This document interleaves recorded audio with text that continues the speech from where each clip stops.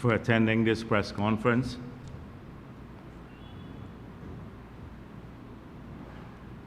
Earlier this week, I had a very satisfying experience. I briefly addressed at the National Cultural Center a large gathering of young people, and not so young, who were graduating in different subject areas through the GOLD program. And that was just one of 3 such sessions that took place earlier this week.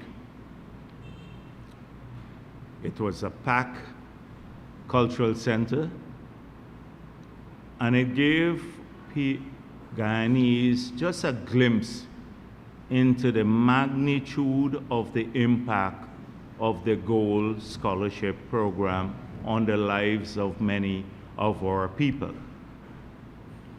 If you've had a chance to look at the images from the cultural center, you would see that it was reflective of Guyana, the demographics of Guyana, young and old, men and women, and people of every race. And that is a very satisfying thing for us in the People's Progressive Party. Our policies are working for all the people of our country. And I want to once again congratulate all of those who graduated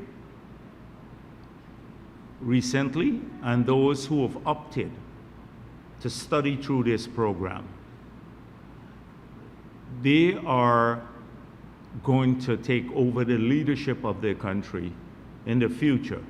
And I'm convinced that we'll be entrusting the leadership of the country into safe hands. And when I speak of leadership of the country, doesn't have to necessarily be in the political field. It would be in the agriculture, smart agriculture, and the exciting program that we have for expanding agriculture. It would be the leadership of delivering on world-class healthcare and education for our people. It's the leadership in the digital society that we will be creating, or we are working towards. So I'm very excited about that future. And I want to acknowledge the people who have been studying through that program, because there were a lot of naysayers at the beginning of the program. And they've opted to persevere. They had the confidence that the program would yield results for them, and now we're seeing those results. I also want to congratulate the 13,000 odd persons who have also completed the University of Guyana in the 5 years. And when combined, if you look at the 39,000 persons who have been awarded gold scholarships and the 13,000 who have completed the University of Guyana in these 5 years, you will see that about over 52,000 persons have had access to tertiary education at some level in the last 5 years. This is a huge number when you consider the size of our population. There are going to be over 700,000 persons on the voters list, but if you look at the cash grant and those who receive those, it would be just over 600,000 persons. So one would assume that the others are abroad. They're on the voters list. They can't vote, but they're still, those who are here now are about just over 600,000 real persons 18 years and above. And when you look at 52,000 persons having access to tertiary education in 5 years, that's a significant part of, it's over 8% of the adult population in one term in office. It's a huge impact. I don't think anywhere in the world, in any country, they've had such a major impact in such a short period on tertiary education or providing tertiary education for the citizens of the country. And what is important is that it's all free. Free, consistent with our promise. Because even those who now, we remove the fee at the University of Guyana, we've made it clear that those who paid in or still have loans from the last 4 years, those would be written off too. So some people say, oh, we should not be talking about this. But this is a major investment in our people. And one could end there, but I wish also to point out that under the WIN program, through the Ministry of Human Services, about 17,000 women have undergone some form of training, and I hope that the ministry will itself speak about how that training has changed the lives of many women in our country.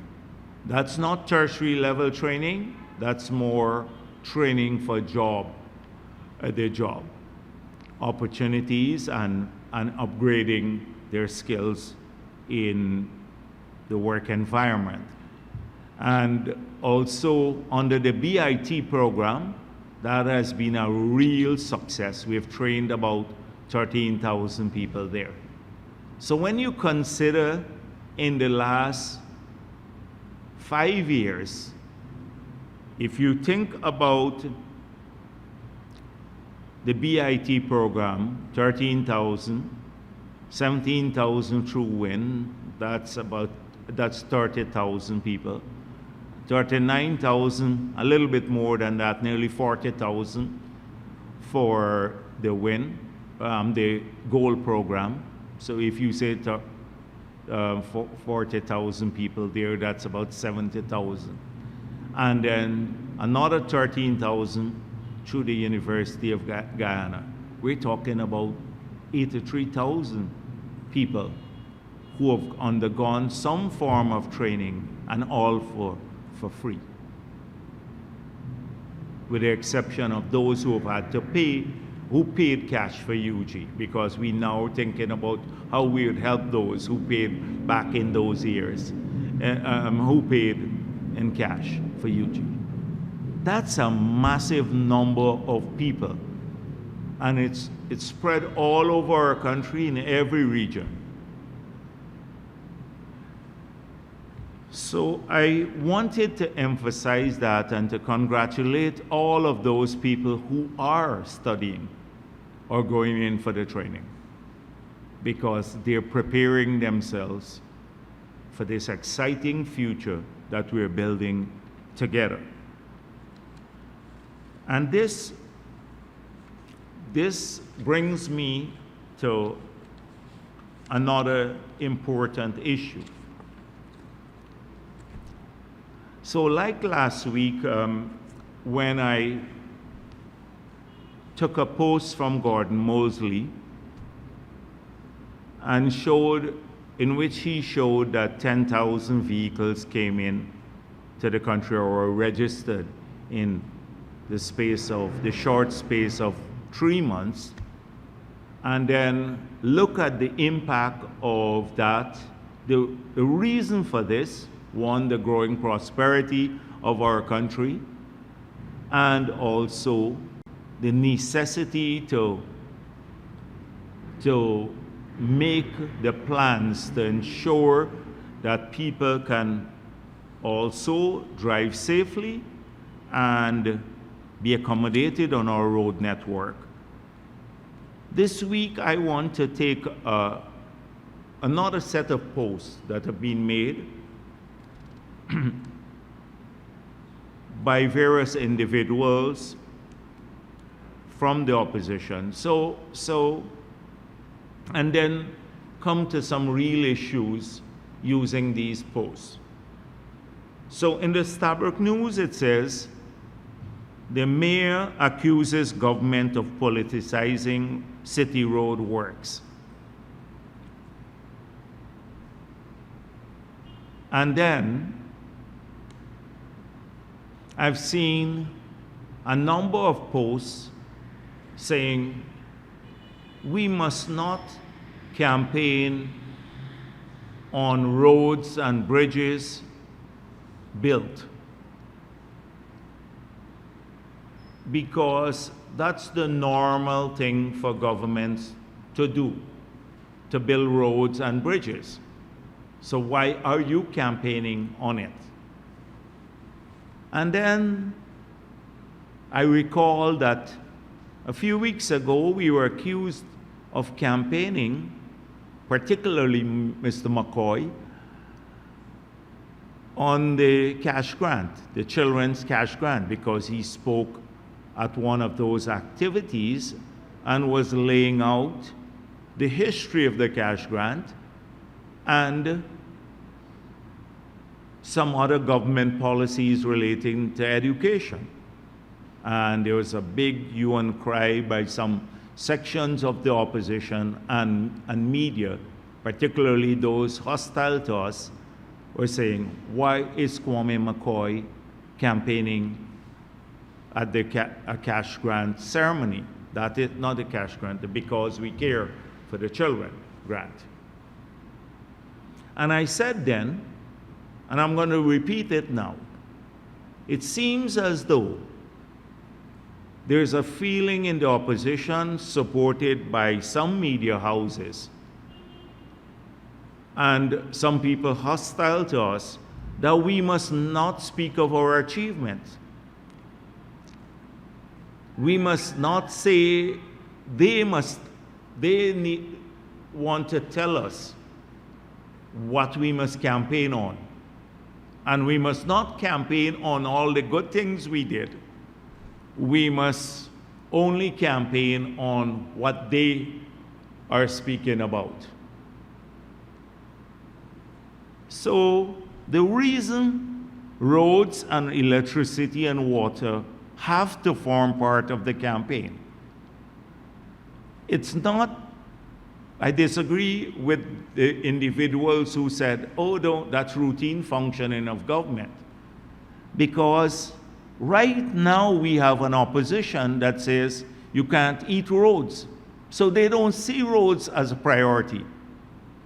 You can't eat infrastructure. So the contrast is, it's not automatic that a government, when in office, will build roads and water and electricity or expand those networks. And look at the 5 years on the APNU. I want to repeat something that I've said several times. And that is that in the 5 years on the APNU, in every one of those years, the capital budget for the country was less than 2014, the last budget of the People's Progressive Party. On the other hand, the recurrent budget grew massively, and the recurrent budget is to buy food, maintenance of vehicles, a whole range of stuff. The capital budget is, you spend on, through that budget, to build roads, schools, water supply systems, electricity system. So philosophy, economic philosophy, has to be part of your campaign. So it's not automatic. They don't want us to talk about roads or electricity or water. I saw a post from somebody who is a sensible person, an entrepreneur, said, I want to implore politicians not to talk about this. But it is not an automatic thing, because government's job is to build roads. But you do have governments that don't do any of this.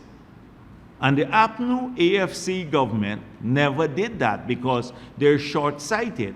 They had an economic philosophy that was akin to the one that they practiced in the 70s and 80s that led this, and 90s, well, not early 90s, that led this country to financial ruin and caused us to rack up this huge debt and to become poorer than Haiti, because they never focus on economic growth, capital expansion, or wealth creation. It was all about consumption. They're consumption oriented. And in the 5 years, they returned to a consumption oriented philosophy. So we have to talk about the roads, because they would not have been built by another government. In fact, they're saying now, even in opposition, you can't eat roads. So all the community roads that you see across this country would not have been built by APNU. The highways would not have been built. The electricity, we have that as an example. They killed the hydro, didn't do anything for 5 years, buying new sets, etc. It's because of our philosophy that we're working to get the electricity system fixed definitively, which would lead to a lower price for electricity, and therefore help with disposable income, and also make the cost of doing business cheaper. So this is an important thing.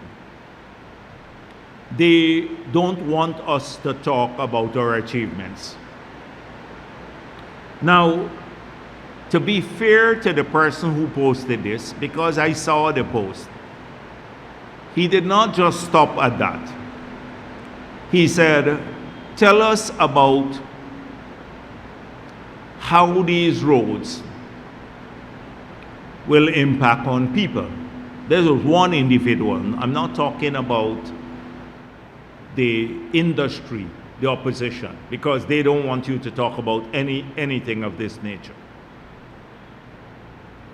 I did not think that we had to elaborate on this, because the impact of the infrastructure should be evident for a changed society. But I just want to repeat how a road, for example, would help economic growth and other expansion in the country, or social improvement. So all the roads, every road that we build, particularly the highways, would have an impact on transit time and transit costs for goods and people. And if you can lower the cost of transit, so on the road, or the time that it takes you to move between point A to point B, then that's money saved or time saved. Everything can be quantified, because the time spent on a road stuck in a vehicle could be used in other pursuits, either leisurely pursuits or other economic pursuits. It has an economic cost to that. The time that you spend on the road, there is a cost to it. And then these roads also open up opportunities for people. First of all, opening up new lands. So take, for example, the Heroes Highway. From Georgetown all the way it would get to the airport. Think about what is taking place on the side of the highways. The growth, the opportunity, opening up more lands for development purposes, both of private lands and state lands. So it's not just state lands, because very few, we have limited amount of state land in that corridor. But it will lead to economic expansion by opening up more opportunities. And if you've not seen it, just look at the visible impact. Just come out of South Georgetown. From the moment you drive out of South Georgetown, the Rumvelt area, you see it. A hotel, the Ministry of Housing, shopping malls, a whole range of economic activities that would employ thousands of people along that corridor. Just imagine the impact on healthcare now. If you're in South Georgetown or anywhere in the Diamond or all the way to Soesdijk, you can then access the Diamond Hospital in minutes. So it's not the road for the sake of building a road. It's not a vanity project. It is an organic part of implementing our economic plan. And I didn't think that we needed to have that discussion, because it would be so evident to everyone that it's not a road just for the sake of building a road.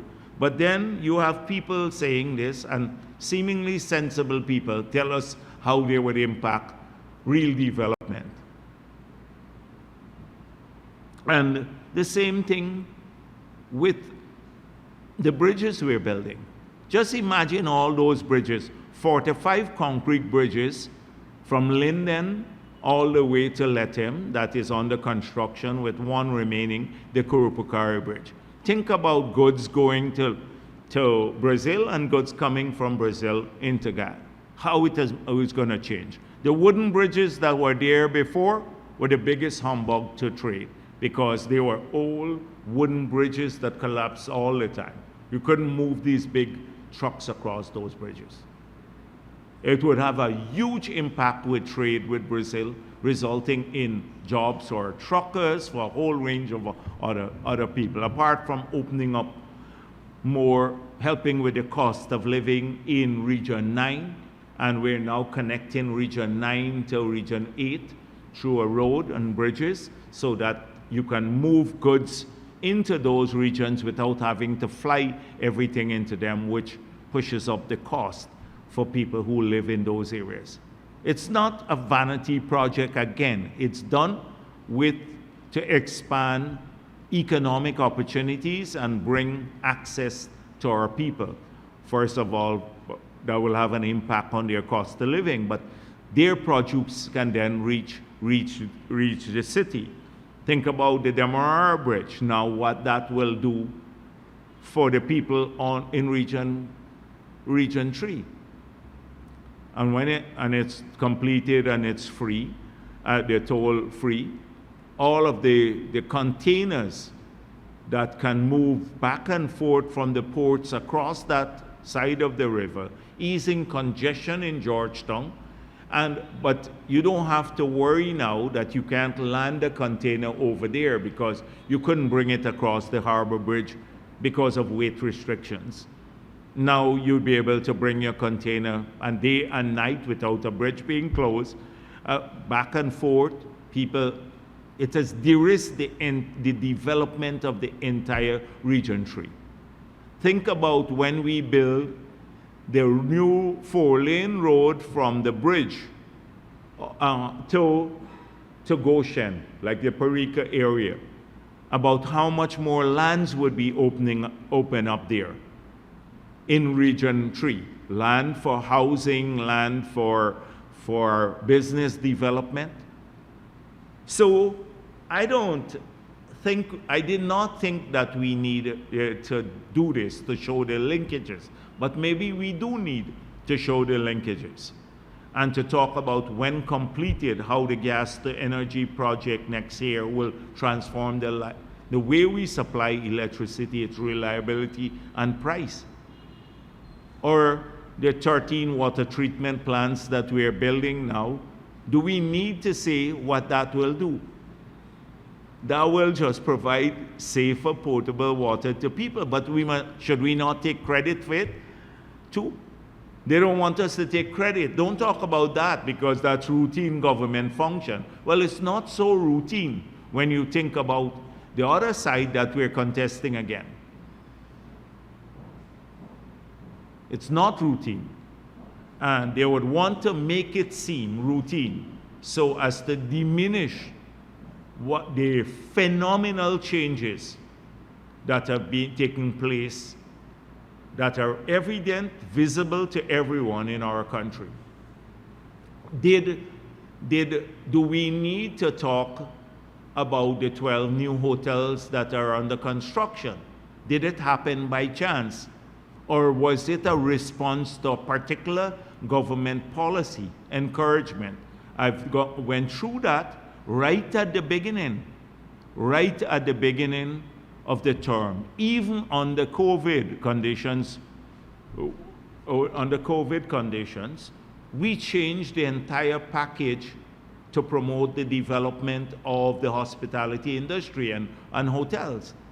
We changed the incentive regime. We said we'd even assist with the land. We know a price for the land, a preferential price for the land, and we gave a 10 years tax holiday, and we allow for the remove the withholding tax on the repatriation of money. That is, if you borrow from abroad, etc., or profits that go abroad. And because of those three policy changes and the encouragement and confidence, we have 12 new hotels being built, which are badly needed in a country like ours. And as a result of that now, 6,000 people will get jobs there and will transform the hospitality landscape of the country. We can then go out and aggressively promote tourism because we have the hotels which people could stay even if they come to Georgetown, even from the diaspora. That is why we need to explain all of this. But somebody would say, oh, don't happen. They didn't happen by themselves.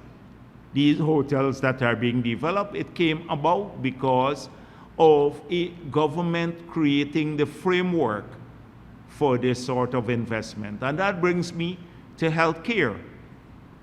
Should we not also speak of our achievements there?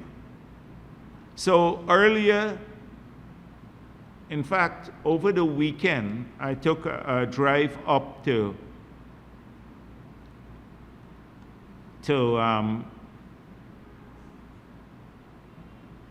Diamond, and was there at the opening ceremony of the Diamond Regional Hospital.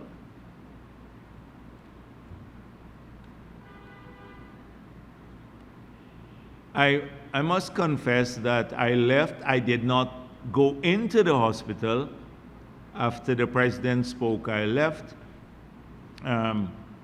but I had seen images of the quality of the hospital. And I would urge people, don't just pass through the hospital because you just overcrowd it if you're going there on a sightseeing tour. But you will see this. This is just the first of 6 hospitals that will be completed and open over the next several months. And it may happen before the elections. And a lot of people would say we are opening these hospitals because of the elections. But they represent several years of work. And the decision to build these hospitals took place 3-4 years ago when the feasibility studies were done and we examined We had to raise the money and everything else and award the contracts. So this is the fruit of several years of work, and we're happy that they are being open before the elections because they're consistent with our promise to work towards delivering world-class health care for our people. And we're closer to that goal in the 5 years, and we have to account for that stewardship. We're not going to complete the 2 major hospitals that are bigger than these. These are the ones in New Amsterdam and in Georgetown at Ogle. Those are the massive European standard level 5 hospitals. These are a lower level, and they cost substantially more, but they're bigger hospitals with more capabilities. And for the people who've been making suggestions, I saw a lot of the suggestions coming into the party. They're saying that these hospitals should be equipped with modern theaters, etc. They are all equipped with modern theaters, because a number of suggestions have come into the party for the manifesto for the next 5 years. So I want to assure them of that. So, and that's just part of our plan. And so we must not talk about them because it doesn't suit the opposition narrative. But we are going to, because they represent years of dedicated work consistent with a vision that we laid out. And I want to urge people to look at their services. So when they're open in the next few months, the people in Region 2, Region 3, Region 4, Region 5, and Region 6, all the coastal regions, will have now new hospitals serving them, these regional hospitals. The 2 others are being built at Ogle and in New Amsterdam. Those are under construction. 3 others have been awarded in 3 regions, 1, 8, and 9. We're going to award soon in 7. In Region 7, there's a plan to rebuild the Bartica Hospital. The West Demerara Hospital would be rebuilt. We're spending at least $30 million to upgrade Linden. And once we move out the maternity section, the children maternity section from the Georgetown Hospital to Ogle, then Georgetown Hospital, a lot of the buildings will be pulled down, and we have a modernization plan for the entire Georgetown Hospital too. So with play parks and everything in the compound there. So that's part of our plans that they don't want to talk about. But it's not just the facilities. When we talk about healthcare, I see you have a lot of gripers. You have a lot of gripers and nitpickers. You have one nitpicking nuisance from Anog all the time. Lazy, very lazy guy. Talking all the time about hospitals and stuff.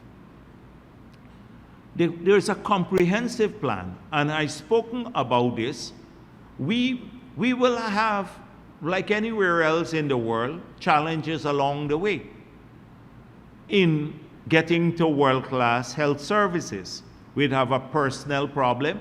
The UK had a personnel problem. They're bringing people from around the world. That's a developed country.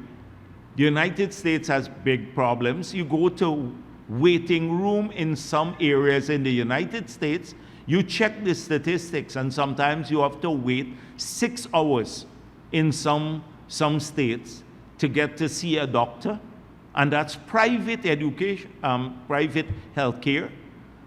You just check that. So we will have teething problems, but I want to assure people we are working not just on the facilities, the modern world-class facilities that you just heard me speak of, but personnel. You've heard the President speak about this, Minister Anthony speak about this, about the massive training that we're doing now for people to staff these hospitals.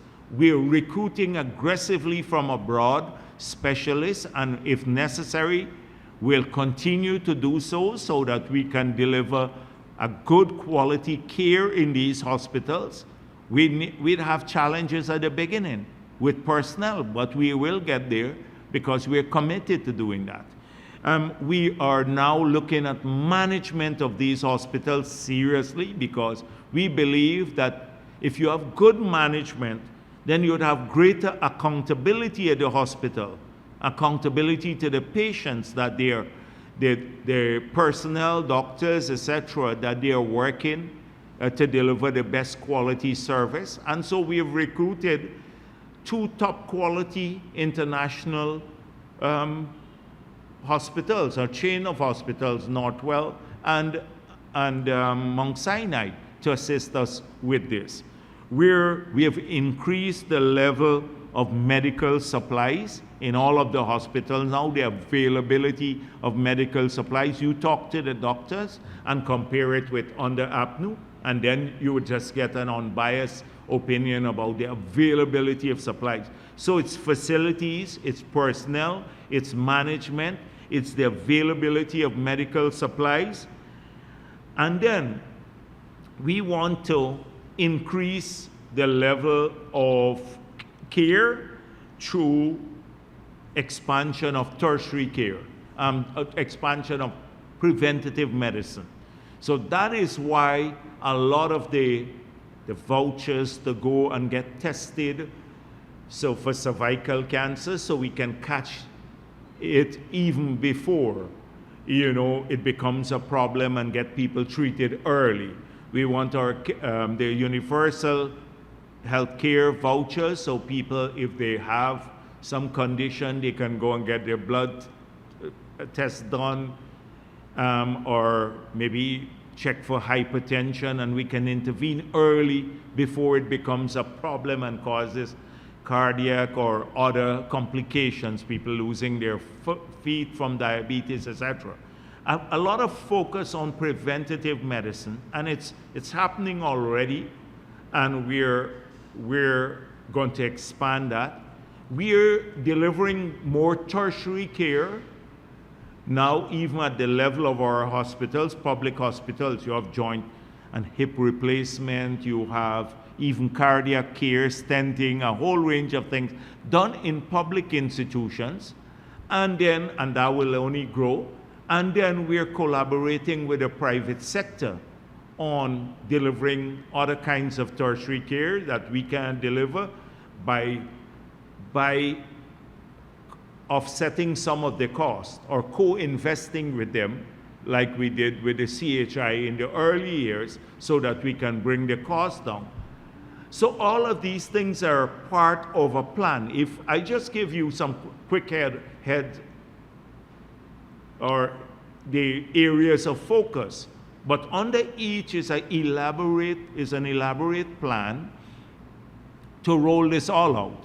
And then most importantly, not most importantly, along with the improvement in public health care, we are also working to create incentives for private health care. So we've removed the corporate tax very early in the first budget that we passed, because we had promised that in our manifesto. We removed the corporate tax. We removed the customs duties and VAT on equipment that they're using to modernize, if they're bringing in new MRI or CT scans or other things, equipment, more advanced equipment in the private sector, don't have to pay taxes now. We've removed a lot of the taxes on medical supplies. Contrast that with APNU. They had put the VAT on medical supplies that were not there before when we left office. We removed them back again. So that's our plan, but we must not talk about it. If you listen to the opposition, they don't want us to talk about this because it doesn't suit their narrative. They only want to talk about race. But I don't see people doing, when you look at the people again manning the hospitals, the people look like Guyana, the nurses, the doctors, etc. They're our people of every race every religion. We don't ask who in the public sector. We don't differentiate on the level of care or where the hospitals are built. We got to bring access to all of our people, whether they live in the hinterland or on the coast. They used to talk about, oh, New Amsterdam, we are running down New Amsterdam. New Amsterdam will have a $160 million US facility built there. It's under construction. Bigger than any one of these. It's an opposition stronghold, but it will serve the people of Berbice. So we didn't care too much about that. And because it's serving people everywhere. They don't want the conversation to go there, because that's where we have been over the last several years. And what you see now, the bridge nearing completion, you see now, is not a decision we took yesterday. We've been hard at work for several years doing this. To roll out the community roads. We first of all required a commitment, which we did. It required finding billions of dollars, which came from the budget. And it also, we made it into an opportunity for thousands of small contractors of every race to implement it. Yeah, we had some variable performance. Some people didn't do a good job, etc.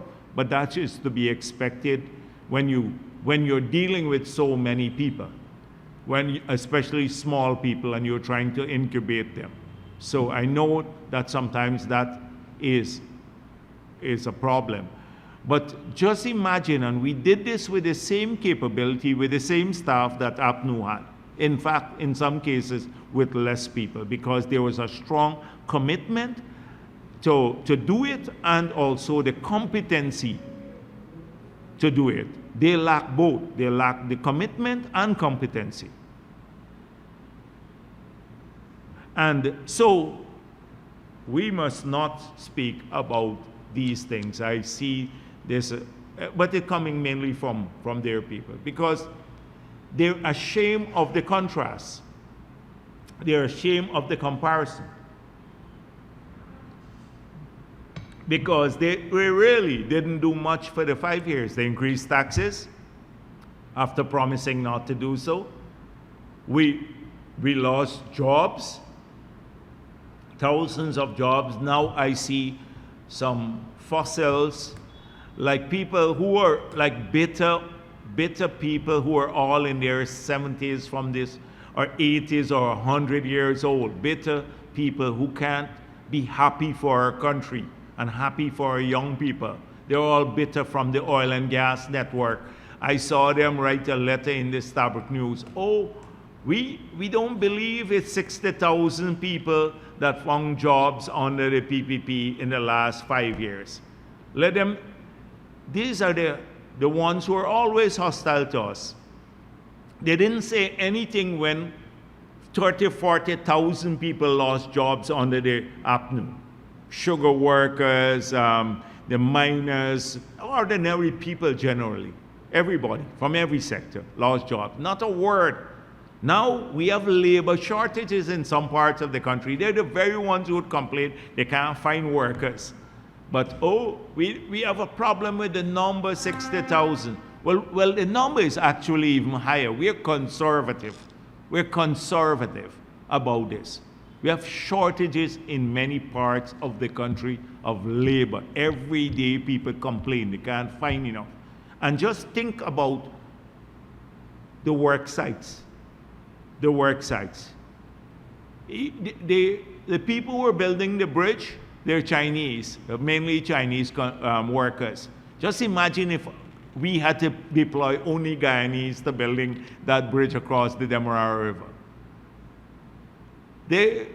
We'd have even more shortages. You wouldn't find them elsewhere or somewhere else. So we do have lots of employment opportunities here in the country, but they are, oh, the PPP thing. That's all week they're writing that. That is where, look at the Starbuck News this week. or we don't like the number 60,000, some World Bank report, they're going to Stats Bureau as something else. That's what they live on, negative.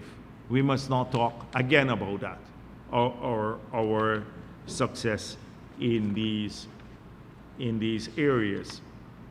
So we will, they didn't say anything on the APNU. I see Christopher Ram, another fossil himself. He, again, bitter, talking about, oh, the PPP and the oil and gas contract again, that Ali must not get a second term. You know, who listens to Christopher Ram? And I think he gives a kiss of death to any side that he links up with. Yeah, you know, some people are just sour, and they're that's it. It's an industry now from the negatives, and they're all coming forward. So let me make it clear. We're going to campaign on what we did, what we promised, what we did. So we're going to campaign on putting $11 billion in the pockets of the parents and children that APNU took away from them. Because it was zero, the Because We Care grant in 2020, now it's $11 billion per year that they receive. When you look at the $55,000 and you multiply it by the number of people, children in the country. That is what we'll campaign on, because we kept our promise. We said we'll do it. And in the next term, it will even be massively higher for the children of the country. Their parents, each child would receive much, much more. I don't want to call the numbers now. We'll have to wait until the manifesto comes out. But it will be huge, a huge increase for the children of our country. That's where our money is going, into their parents' pocket, the parents' pocket, and the children that APNU took away from them. So why shouldn't we do that? And we also, the 76,000 pensioners now are getting $20 billion more than they were getting in 2020. About 76,000 pensioners. If you look at the increase, it's about 19 point something billion dollars more that they're getting every year, more than they were getting in 2020. We campaign on that too. We'd say we kept our promise to you, and that will increase in the next term. And the public servants are getting $105 billion more than they got in 2020. Per year, I'm talking about year. The farmers have gotten help. The miners got back. We removed we lowered the royalty rate. We removed the VAT on machinery and equipment, and we removed the tributous tax. And so they got all the benefits back again. The farmers got benefits through, now they're getting some help back with DNI, they're getting help with seed paddy, and we've removed the machinery, the VAT on machinery and equipment again for the farmers. We reversed the high water and land charges that they put on them. So we're going to talk to the farmers about this. Why shouldn't we? Because we did it. APNU just put more burden on them. So I can go down the long list, and I would say to the PPP supporters, we have things to talk about. We don't every day wallow in racism, because we are a party that brings people to us, and we're a national party. We don't need to engage in that. They're the dying, moribund group that just focuses on racism all the time. And so we have achievements to talk about. Our campaign is about achievements. So we don't be ashamed if you're a PPP supporter, or embarrassed because they're saying we must not talk about these things. You just go on, talk about them as much as you can, because they're part of what we promise, and we'll continue to do so. Talking about racism, And I saw some of its vilest expression in the last week coming from the other side. So, Winston Jordan, a person who was extraordinarily lazy in the period when I was Minister of Finance and President, but we kept him on. He was earning a foreign salary and doing very little in the Office of the Budget in the Ministry of Finance, who was a disaster as Minister of Finance in the 5 years, who just put all these taxes that I've been talking about, layer upon layer of taxes, and in an unapologetic way, who was scandal-oriented and prone. You remember what took place at Gael and the conversation that was made publicly, that was made public. You recall all of the lands that he transferred without collecting any money, some of them after the elections were held. And you remember him saying he thought that the 18 million signing bonus was a gift. This is Winston Jordan. So the Demerara, again, Ghana Standard had a headline.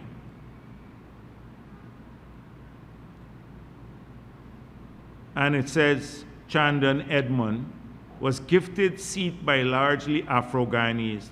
Then she betrayed them. While saying that the MP move did not come as a surprise, he said it was reprehensible. So it did not come as a surprise. That is, nudge, nudge, wink, wink. We didn't trust her really. It didn't come as a surprise because she is Indo-Guyanese. So this was to be expected of her. They're duplicitous. That is his logic here. I'm not going to go on much more about this. That's just the headline. You should think about it.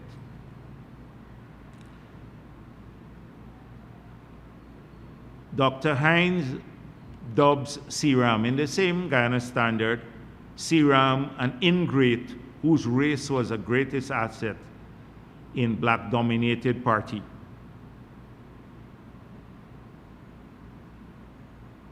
Here's an Indian man rewarded by the vote of Africans. So that's how they see people when they're part of the party and collective. They can never get past that. Not to see people as comrades, as, brothers in a party or family in a party. That's how we in our party, we see people as part of a family. It's not clannish, but that's how we see people. They give it to an Indian because the racial optics are part of our politics. That is what they said about Daniel Seram, how he got the job. He was part of the APNU optics. This was the same David Hines who said that the reason why Ramjatan and Nagamutu was added to the list is so they can bring in basically fool Indians to take them to the APNU list or to get them to vote there. It's this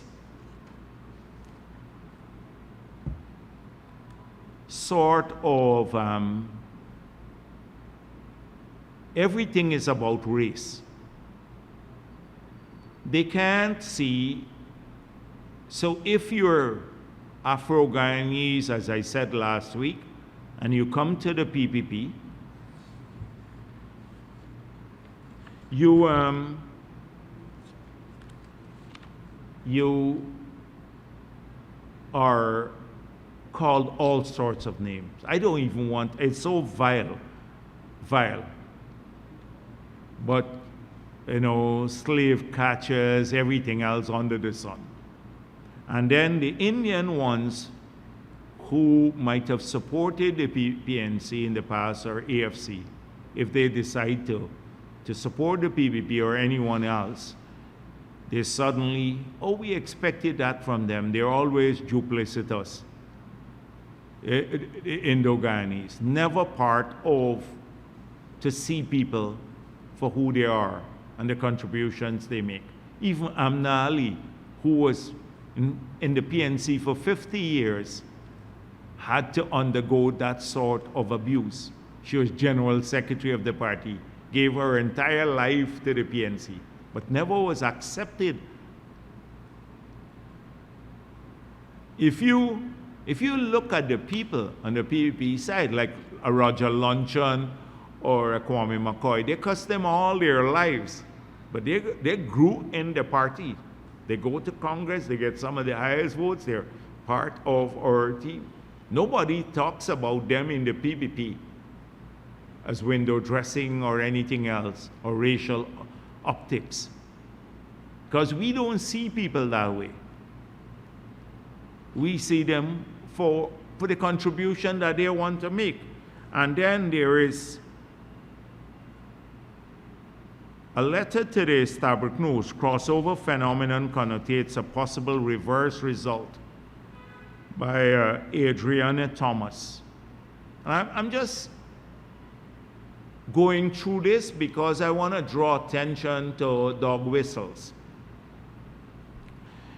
And she said, they're not going to really, all these people who went are not going to take any votes much or bring the PP much votes. For every one of them, we must now, 3 more persons must come out on our side. So she is saying to Afro-Guyanese, basically, ignore the failure of this party, the lack of leadership. Ignore the fact that they have no plan for the future of this country. Ignore the fact that they betrayed the people of this country, including their own supporters, by not fulfilling the promises they made to them in between 2015 and 2020. Ignore the fact that they're focused only on racism. That's the only reason you must support them. Not because of policy, not because of plan, not because of anything else, not because it's good for you and your own future. You must remain wedded to this party, even if they're sinking ship, even if they have no future whatsoever, just because of race. Is this what people are saying here? If this, like they were doing when they said people must not apply for the gold scholarships, they'll never get this. Remember the early days of the PNC? They didn't even want people to apply for the gold scholarships. So I saw Carl Greenidge saying a couple of things about Geeta Chandan, but I think she's resigned from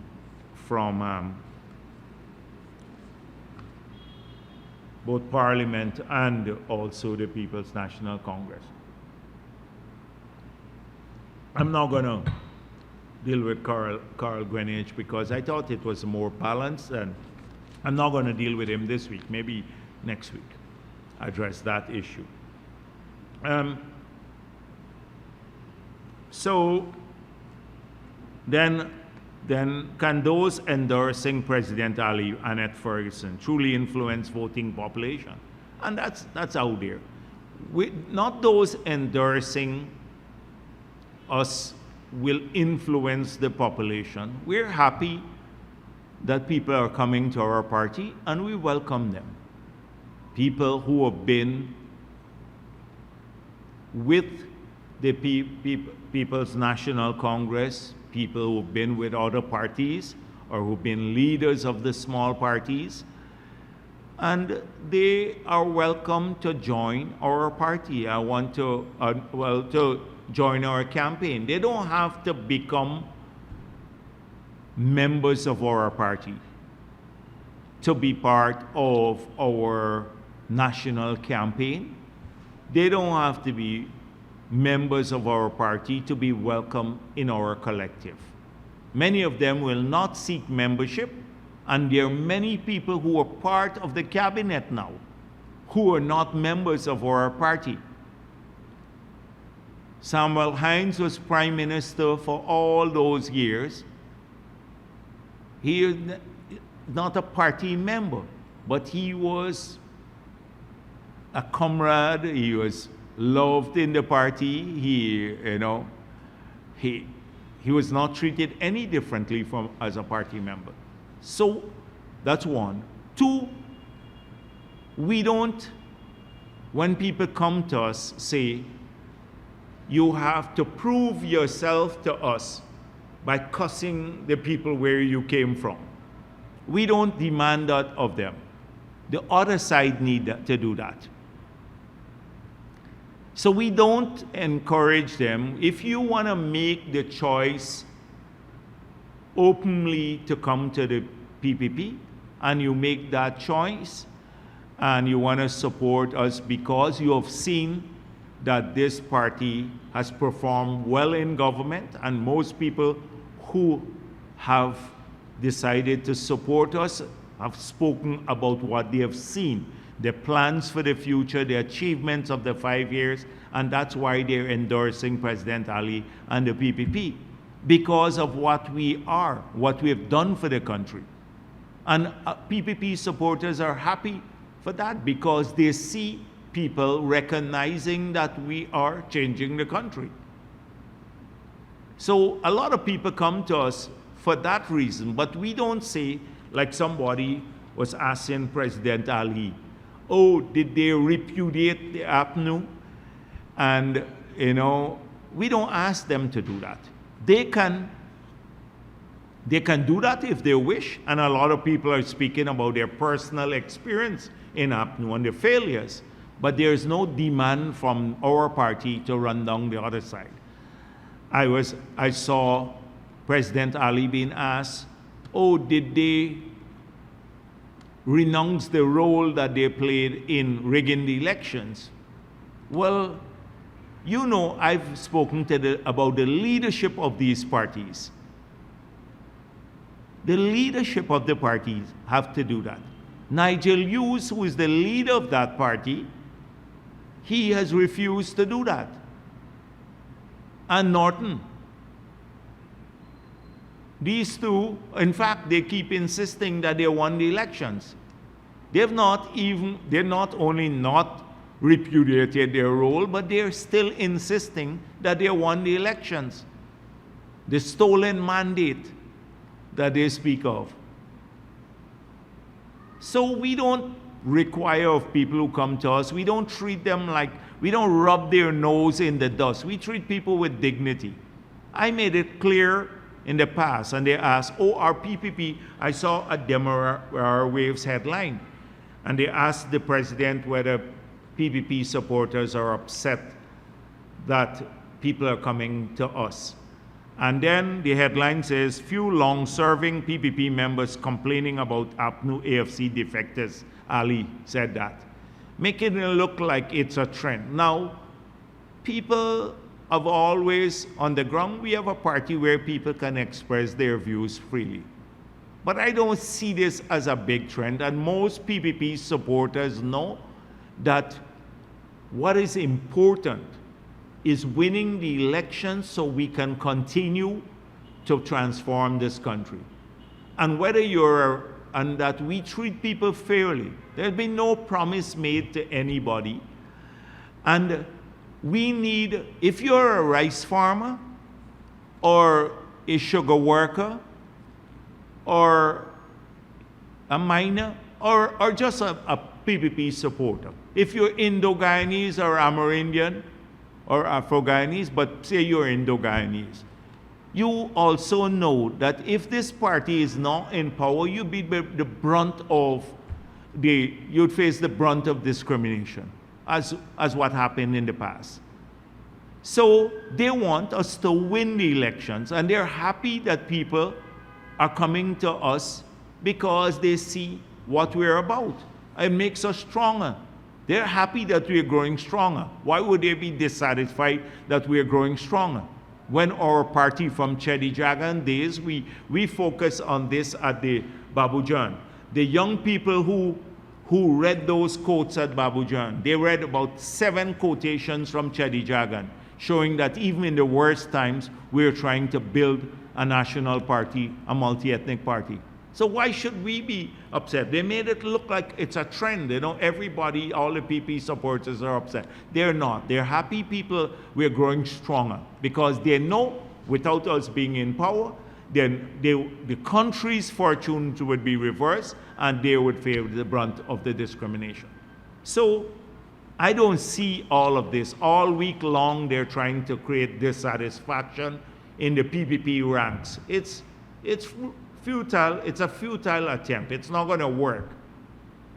But I thought I'd just address it frontally here, just so that those who may be misled by those headlines, they can see our perspective on the matters. We're happy with them. I saw Mr. Ali Koch has recently endorsed President Ali for another term in office, and he was a vice president under the last government, and I think he has seen the development in the country. They may not be happy with everything that we do. Not everyone is happy now because we still have a lot of things to do. Even our own hardcore supporters, when you go to the communities, they say there's still this to be done, the drains to be fixed, the NDC don't pick up the garbage, etc. But they will support the PPP because they see it being fixed in the future if we're there. They will support, even with the small amount of dissatisfaction there. Now, my friend Norton repudiated the friendship. He said, oh, Jagdeo is not my friend. Jagdeo is part of a corrupt cabal. I don't keep friendship with corrupt cabal. It was just an expression. I think Norton is worried that if I keep saying he's my friend, the hardcore in there would say, oh, you're friends with the demon, because that's they call me the demon, and it may affect him, you know. So just to save Norton, there is no formal friendship.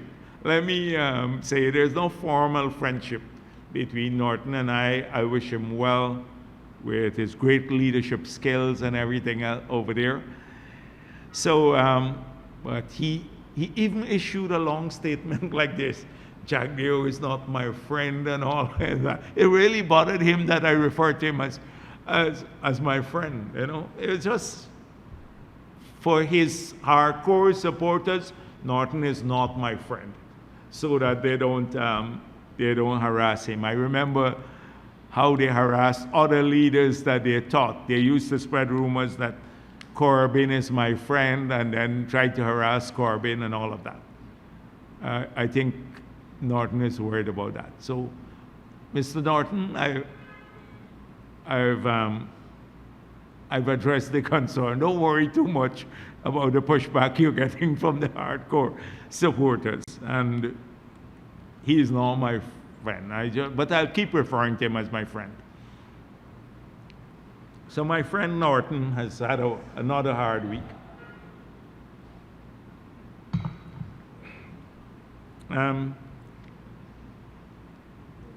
Have we seen what's going on this week? It's quite interesting. So we have had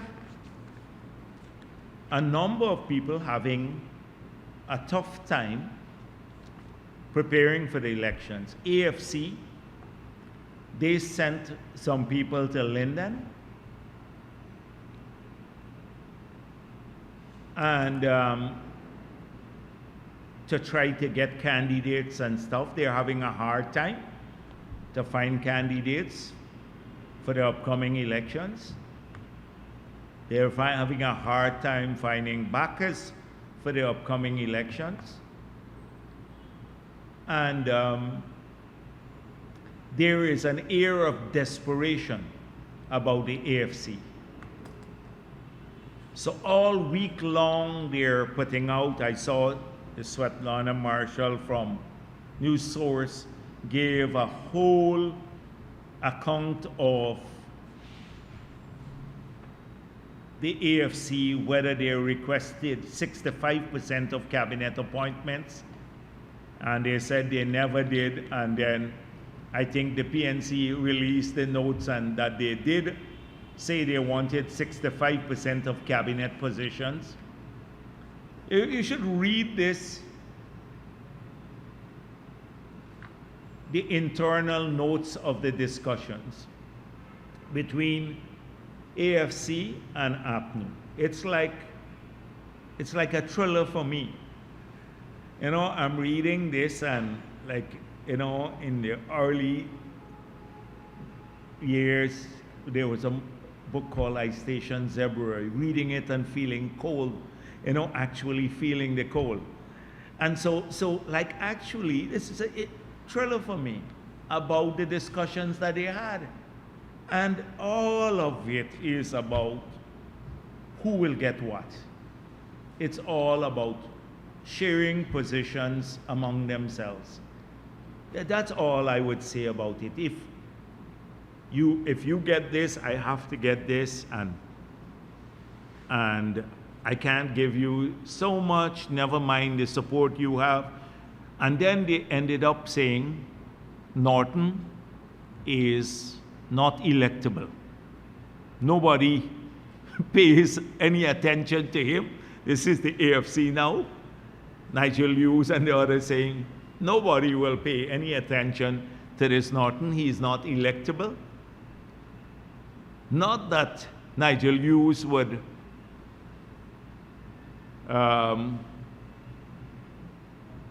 fare any better.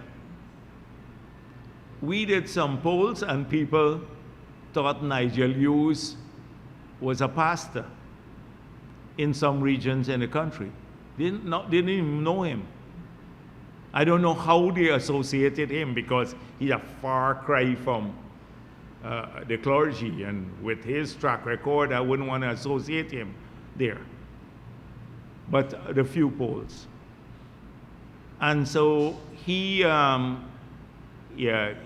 don't know how they did that because he didn't have even a name recognition.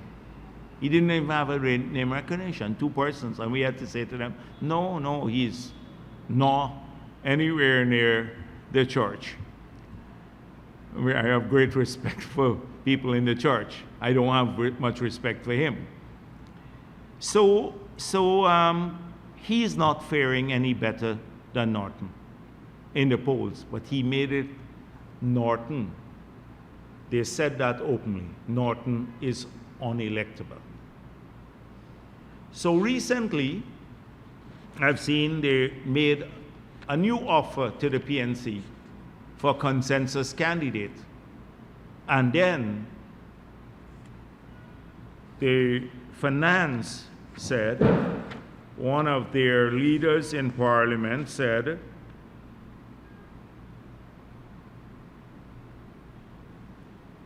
earlier, I'm reading from a story here.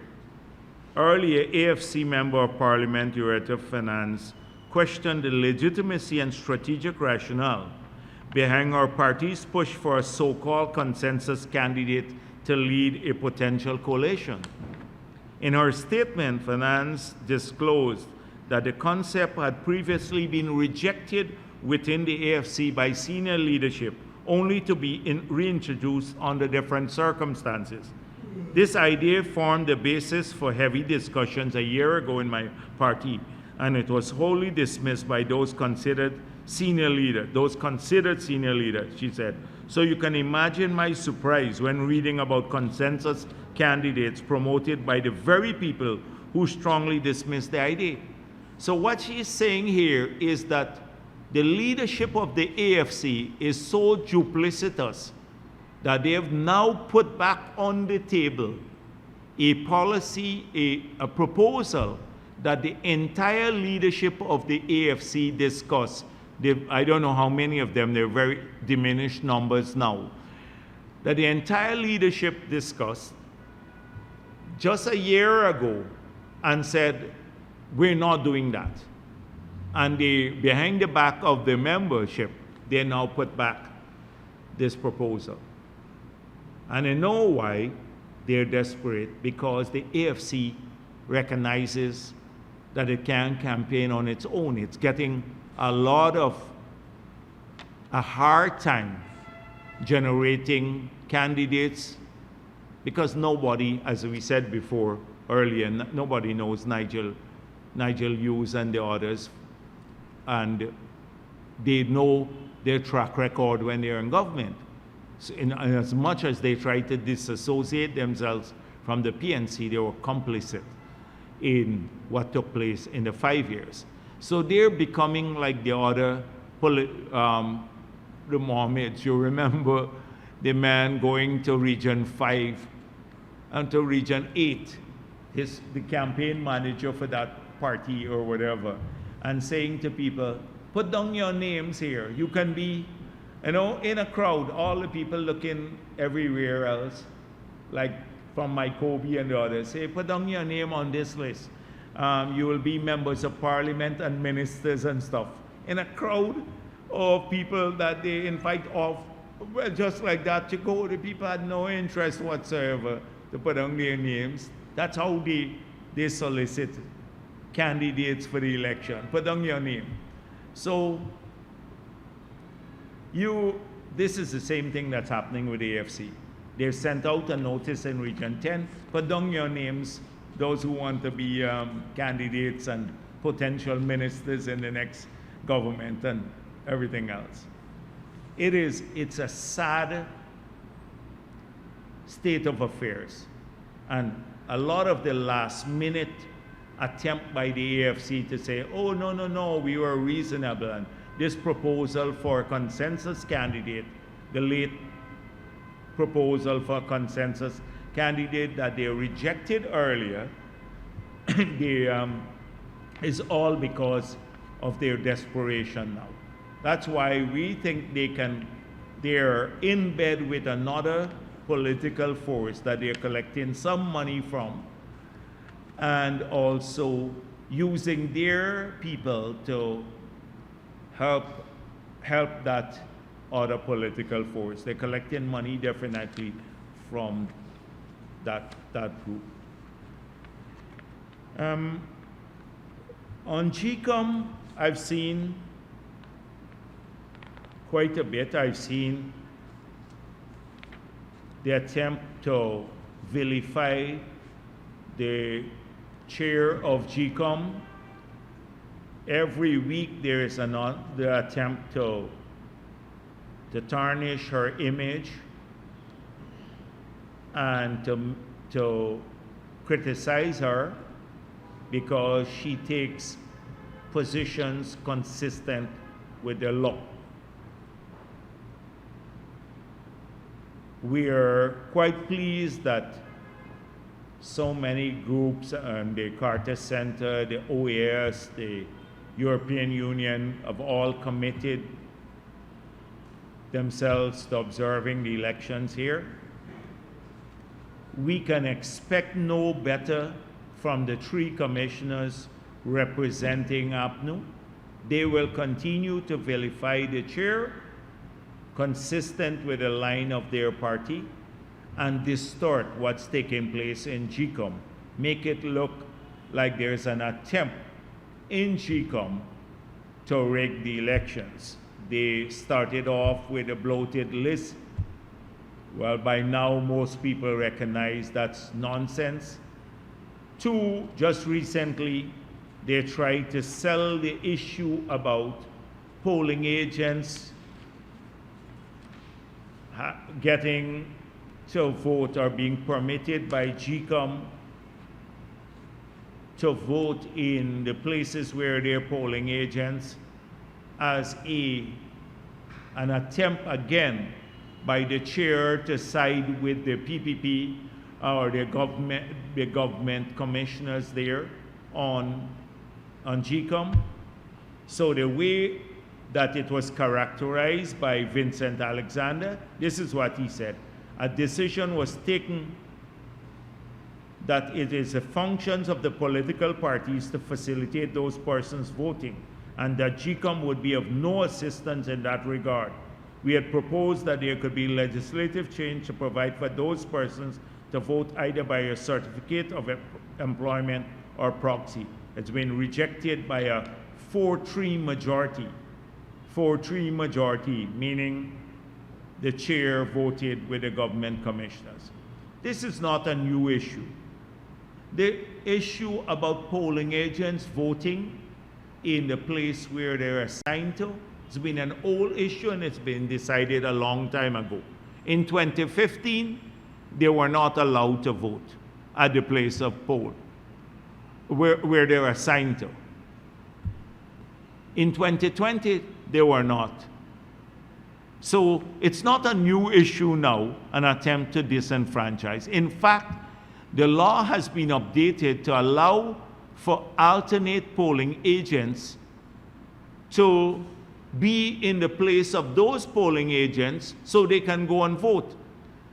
So if the parties put their polling agents here, they now have the right to name an alternate polling agent that can sit in for that polling agent when that polling agent goes to vote elsewhere. But they're making this look like a recent thing to disenfranchise people. The same thing with prisoners voting. It's something new now that APNU and the others are coming up with. They're supporting prisoners voting. That issue had been dealt with in the past. It's been dealt with in the past definitively. And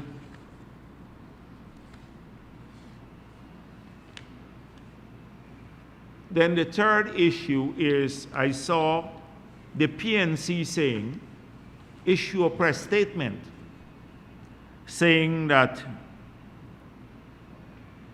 the APNU coalition condemns the PPP and its activists for intimidating and threatening persons who have affixed their signatures in support of the APNU list.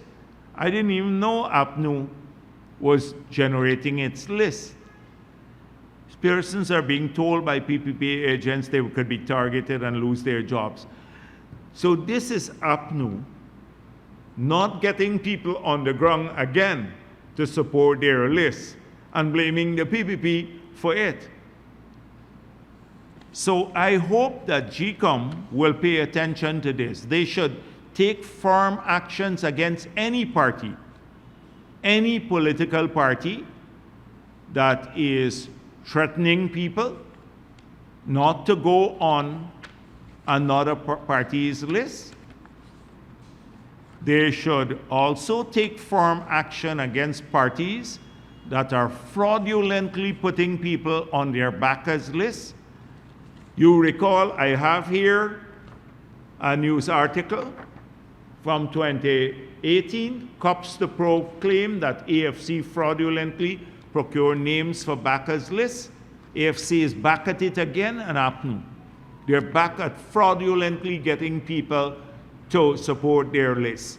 What they do, they go with a blank form, and then they tell people you're signing up for basketball, you're signing up for a cash grant or something else. People sign their names because the list is blank. You know, there's nothing there. And then later, on nomination day, those people will see their names there, and you only have about 2 or 3 days to fix it.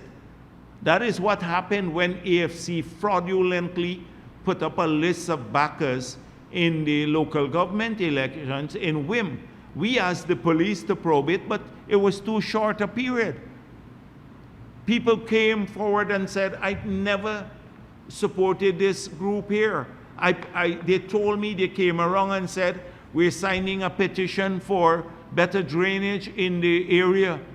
And then we signed on to the list, and this is what happened. So I hope that GCOM will take strong action against people of any political party that does this.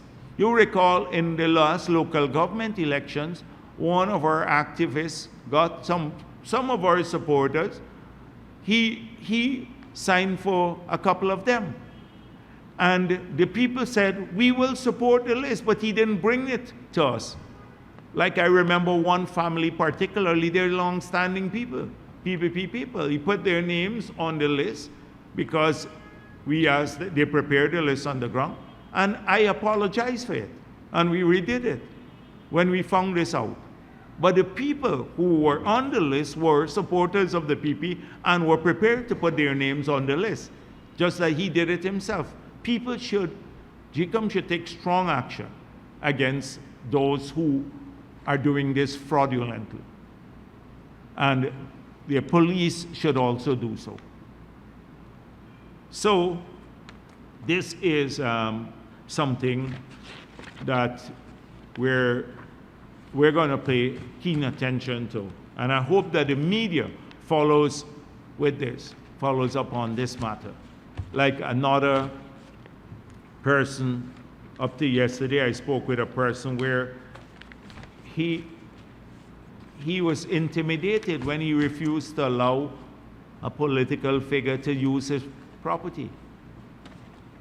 He was threatened because they just showed up and wanted to hold a meeting in his place. And he said, no, in my place. He supports the PPP. And I saw the Chamber of Commerce he's a businessman, the Chamber of Commerce in Region 5 issued a statement. But that doesn't hit the media, but it tells you a lot about bullyism, and we'll tackle that later. So those are just some of the things I wanted to address this week. Thank you.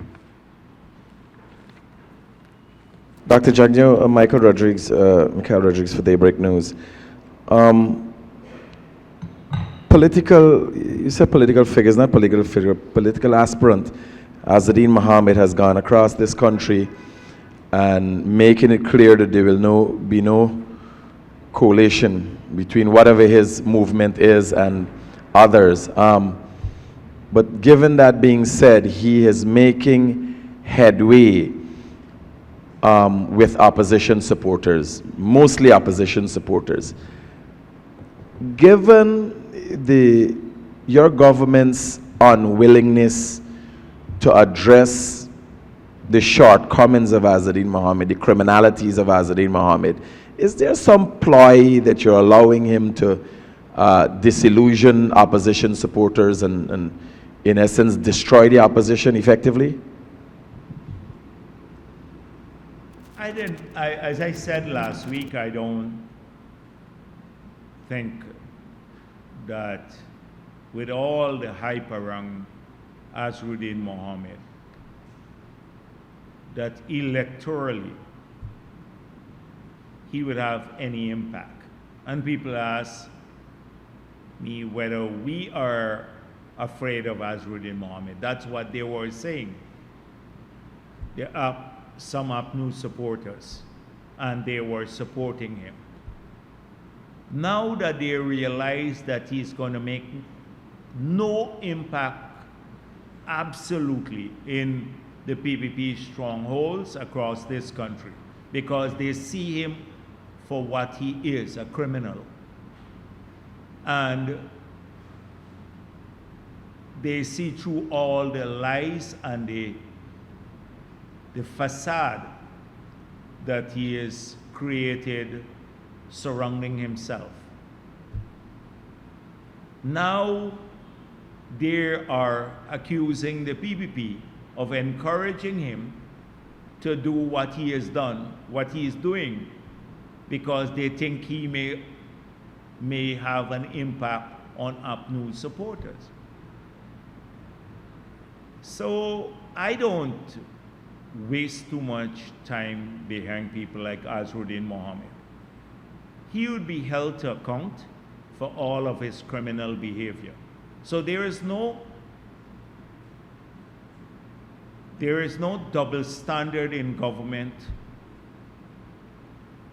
where a wealthy person can smuggle gold, evade taxes, do all sorts of criminalities, and then get away consequence-free. And that ordinary people, if they just take a chain out of the country, they get caught by SOCU or some police force and get harassed. And you smuggled in 5 years 10,000 kilograms of gold, evade 50 million US in taxes. That's enough money to pay the children cash grant for 1 year. I dealt with that. And then because you feign charity, that you believe that, and try to make it look like the government effort to hold you to account is persecution, you believe you're going to get away with it. It's not going to happen. That's one. So there's no double standard. He will be held to account. And on the second matter, we have no collaboration with the Mohammeds. We are not telling him to go to no opposition base and talk to the people and mislead people there too. APNU would have to deal with that themselves. But I believe that there is collaboration between the Mohammeds, the APNU, and AFC in their warped electoral arithmetic. They somehow believe that he could help them to repeat what happened in 2011, which is a hung parliament. And it's not going to happen. That you have a parliament, in fact, they had the majority in 2011. They're hoping for that. You know, it's like when everything is going down, it's a blind hope. It has no basis in fact. And therefore, they are collaborating. They are working together for that outcome. It's not going to happen. The PPP will win, and win handsomely, the presidency and the majority of seats in parliament. And we will, and the opposition, it's going to quietly behind the scenes, there'd be money flowing. We've already know what's happening now, where the money is flowing from one party to others. But nothing remains quiet in this country for long. You know, we like to talk, our people like to talk. So, but that will not matter. It will not matter.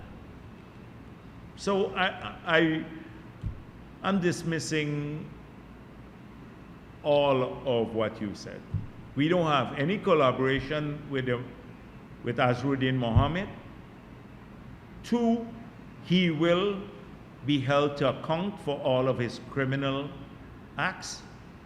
And 3, we have evidence of collaboration between Azruddin Mohammed and APNU and AFC. Some clarity, Dr. Jagdeo. Is GRA and SOCU anyway closer to bringing charges against the Mohammeds in relation to the 10,000 kilograms of gold? I know there was I'm not going to speak for GRA and SOCU.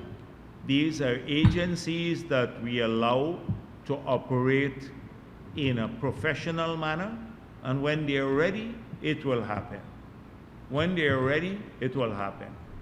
And again, he poses no threat to the PPP. So we don't need, he could run or not run, doesn't affect our chances at winning the majority in the parliament. Yes, go on. Yeah, good afternoon, Dr. Jagdeo. Wendell Jeffrey, Channel 2 Headline News. Over the last few days, I've been doing some interviews as a part of Channel 2's Elections Insights. And I spoke with Mr. Norton in his capacity as opposition leader. And he said some of the things that will come out in their manifesto is that they will raise the threshold from $130,000 to $400,000.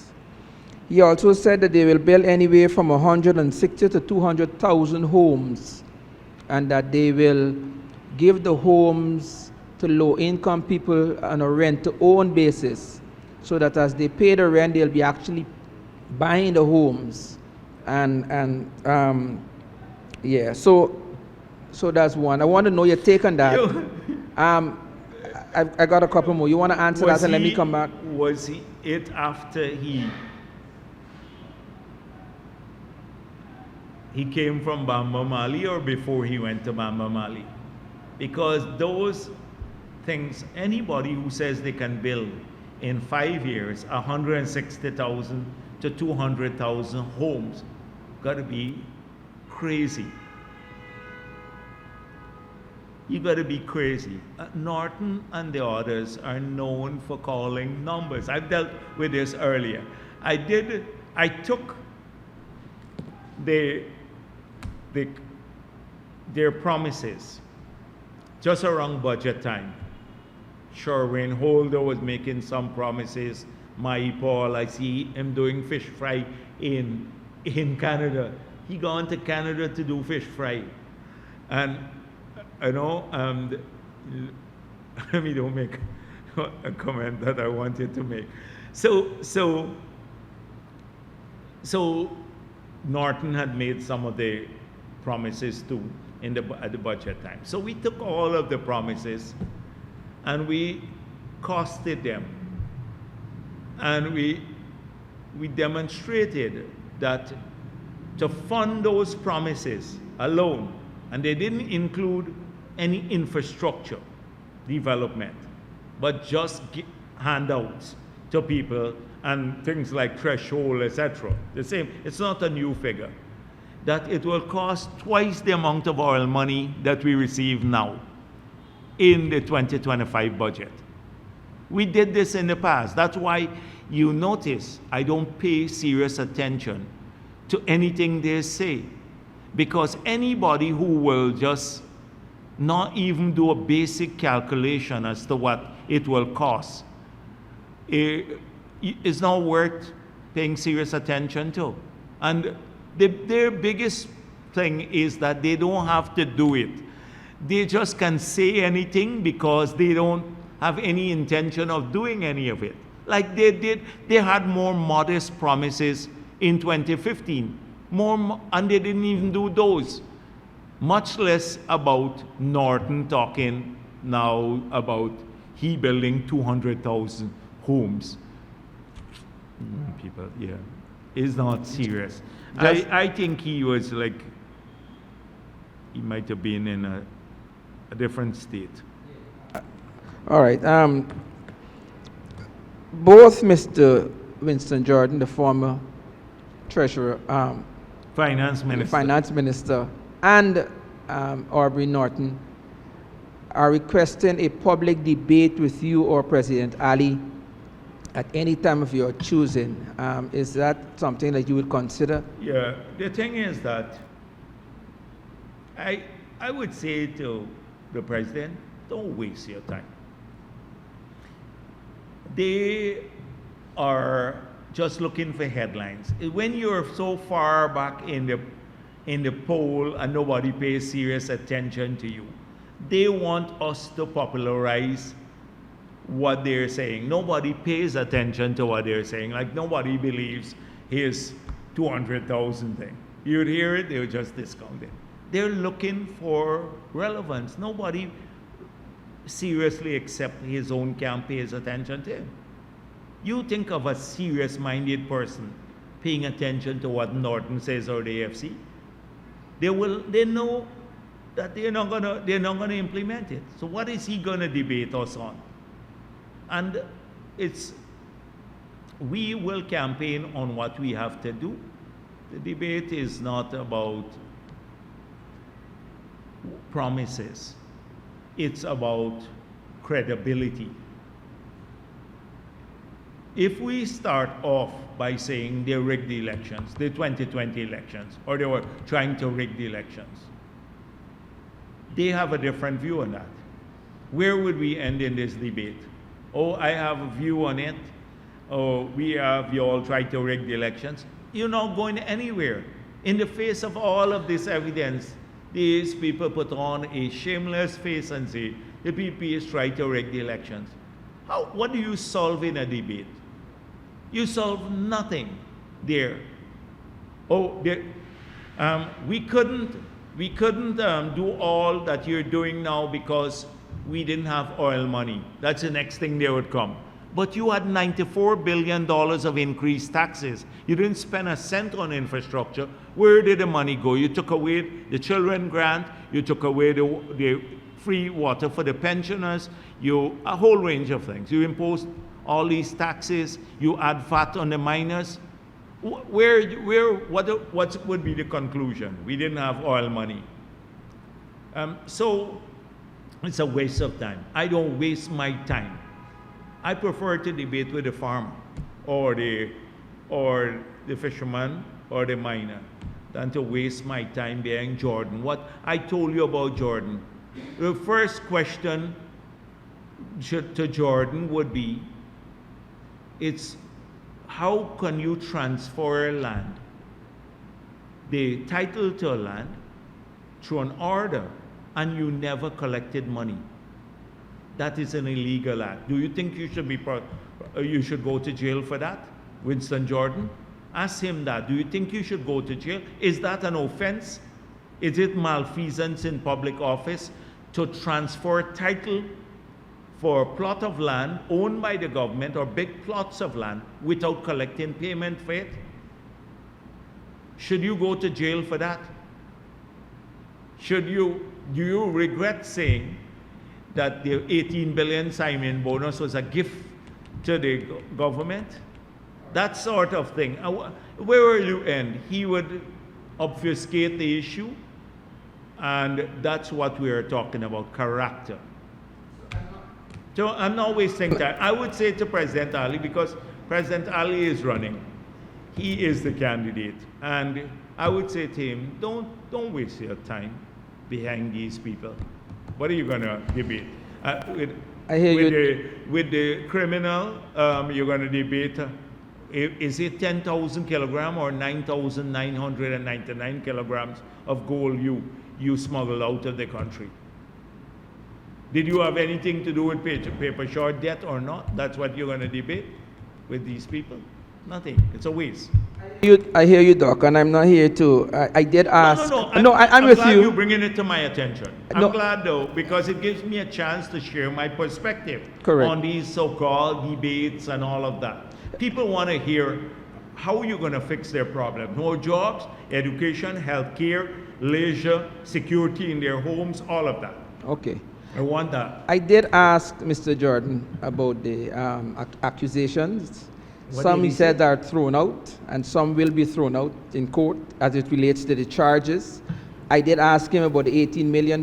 He said that there's only two approaches that Exxon had, and one was to give them the money as a loan or a gift where they would not have to repay it. And the $18 million was specific and given to the government of Guyana at the time, and it was to help with the financing of the attorneys. Yes. I asked those questions. He said the $18 million did not have to be repaid, and because there are only two categories that you can get money from Exxon, either as a loan or a gift. It was a gift because the government of Guyana did not have to repay it. He said the reason it was not in the consolidated So fund. let's end there, right? So forget what it's used for. So that's the first point. So Jordan, told you that you can only get this money from Exxon through a loan or a gift. So he's doubling down on the gift. Now, we have just auctioned a number of blocks. We're going to sign prospecting licenses. In the shallow water, there is a signing bonus when you sign a prospecting license, not a production license now. There is a signing bonus of 10 million US dollars. Every time you get a license to prospect now, that's the new law. You now have to pay a 10 million signing bonus. And if it's deep water, it's 20 million signing bonus. So that's part of your revenue. So it doesn't have to come in the form of gift. You think we can say, oh, when we get the 10 million paid into the treasury, it's a gift to the government of Ghana. It's not a gift. Signing bonuses are part of the oil and gas sector when you do agreements. In fact, the size of the signing bonus, given that they were moving now to develop a massive Stabroek block, should have been, at that time, hundreds of millions of dollars maybe. Hundreds of millions. And so this is he thinks that we're so stupid that, oh, it was a gift. It wasn't gift. When people, that's part of your obligation, as part of your negotiation. So when we collect this 10 million, we'd say we got a gift from Exxon or whoever we sign with. That's how you treat revenue. And because, you know why? He didn't want to treat it as revenue, because revenue has a definition in our constitution and financial law. Every cent of revenue to the state has to be kept in three places: either the consolidated fund, two, a deposit account, but you have to notify Parliament with the deposit account that was created specially for that purpose, or three, funds created, a fund created by special legislation, like the Lotto Fund. Only in those three accounts can you keep revenue of the state. They didn't deposit it in any of these accounts. They could have created a deposit fund and say this money will go towards a dedicated purpose, or create a special fund. They kept it outside of that, so it's not part of the audited accounts of the government. So he is, yeah. Dr. Jagdeo, I really don't like this position, and I think that this... I'm glad you're bringing it to my attention. But because he answered that question too. Yeah. He said, and it's recorded, the conversation, but most parts of it was recorded, some he said off camera.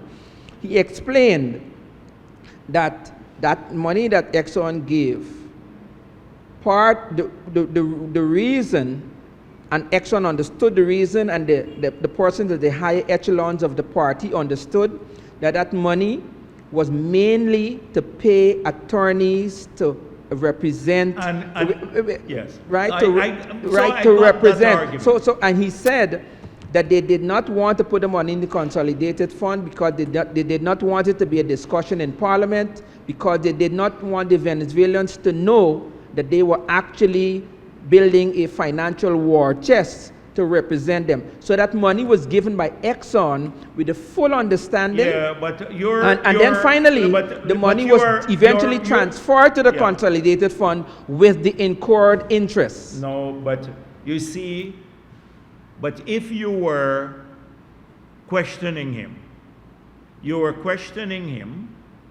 then you would say, so is it okay for any government to hold money outside of the public purview, outside of accounts that are authorized by the Constitution or the laws of this country, for a purpose that only they, and not the opposition nor the rest of the country know? No, so that is, it is a ridiculous explanation, and it could only be given to people who are not savvy. What is this war chest? If they come to the Parliament, we are paying lawyers We have a case before the ICJ. We have to pay lawyers. They come to the parliament and say, we want 100 million appropriated to go to pay lawyers, and it would be held in an account there, and we'd pay our lawyers from it. The parliament, I said that already. From opposition, I said it. We will approve it immediately. That's the border issue. The reason they held the money is so they can hustle the money. That is the reason. They didn't need, everybody knows we're going to the ICJ. So don't you have to pay lawyers for the ICJ? Then you have to, if you're paying the lawyers, that was the bigger question. Anyhow, I'm not wasting my time there. Okay, good. Yes. Finally on this. He is trying to rehabilitate finally on an this. image where there were, the APNU AFC was trying to steal 18 million signing bonus. The country didn't know about it for a year and a half. He said, did he have to lie to the people? Anyhow, okay. Stuck. Because when I do my interviews, and you sat for a couple of them, I interview and I try to be objective in my interviews. Yeah. He said the reason why it was not disclosed was because they did not want Venezuela to know of what they were doing. It was also the case, I'm telling you what I was told, it was also the... Listen, this is not a conversation for you to repeat nonsense, because you're telling me what was Venezuela, what should Venezuela not know? So we're going to the ICJ. We're going to the ICJ. Venezuela had to know that we're going to the ICJ if we're filing a memorial before the ICJ, so they would know. Would we not need lawyers to take our case to the ICJ? The answer, so Venezuela would think, oh, they don't, they're gonna just not hire lawyers to take it to the ICJ. So that's public knowledge too. 3, do you have to pay the lawyers? Yes, the answer is yes. So Venezuela would know the money is coming from a hidden account.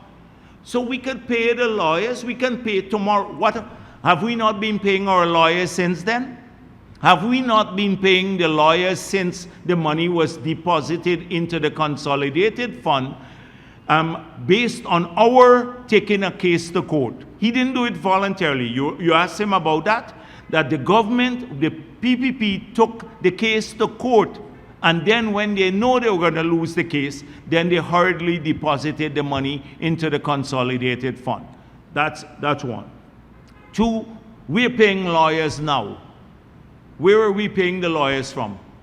It's the appropriated sums by the Parliament of Guyana. Why should we not openly pay our lawyers to fight our case at the ICJ? It's logical. Any right-thinking person would take this guy and dump him in a trench with the explanation that he's giving. And like that. All right. I like that. Let's move on. So it also shows that maybe the debate is necessary, right? No. We're not debating nonsense. All right. Yeah. Now he also said that right now the monies that were paid for the that Apple paid for the what do you call it? The credits, the carbon credits. They said that money right now is not on the consolidated. That you guys did not put that money in the consolidated fund, and you put it in a similar fund that the $18 million went into. Is that true? This is not true. The money comes through from it will go into the consolidated fund. It's audited. And then, so Ashni Singh is dealing with that issue. There is no issue. I've spoken 100 times about this matter. The context is slightly different too. So one, it is following our financial laws. Every cent is going to be accounted for in accordance with the Constitution and the financial laws. Statement 1. Statement 2 is when they collected this money that they claim was a gift, the country did not know about it. A year after they had the money, were using the money, he was asked about it. And he said, we neither requested nor did we receive a signing bonus. Go and read the newspapers. Then several months later, when we realized there was a signing bonus paid, the 18 million, he then said, we thought it was a gift, so we didn't need to account for it. The moment we sold to Hess the carbon credit, the 750 million, we made an announcement of it. 750 million, 15% will go to the Amerindian communities, 85% will come to the Treasury and be used for adaptation projects. It's two different circumstances, two sets of, it's called obfuscation. Obfuscation. And that is why exactly what you will get in a debate from these guys, obfuscation, telling lies, again, to go through a track record. He committed a criminal act by transferring land to people who didn't pay for land. Title land. That's a criminal act. If you get it thrown out, because sometimes in the judiciary here, they throw out things for process. But ultimately, it's going to end up at the CCJ with convictions. With convictions. Finally, there's a talk from some folks in the upper echelons of the PNC and the coalition that AFC, that the PP is now attracting pedophiles and domestic violence perpetrators and criminals and rejects, and that the PPP, by way of the deflections, has now become a garbage party, taking all these rejects from the other parties. What's your take on that? Yeah, the mere fact that you're representing this, I did not expect this from you. It's reprehensible. That this is to call people garbage who are coming to the PP, and you're giving wing to this vile propaganda, racist view of people in the PPP. So the PPP is a garbage party. The people who are coming to us are scums. They're pedophiles now. They're all sorts of things. Do you know that Vanessa Kissoon accused Mr. Norton of trying to rape her? It was part of the public domain. I went back and looked at it after I said it here, and someone said to me, oh, I don't think that was the accusation, but she was crying on the air. Look back at that and said, this is what he did. That he attempted to rape her in a vehicle by showing her his gun.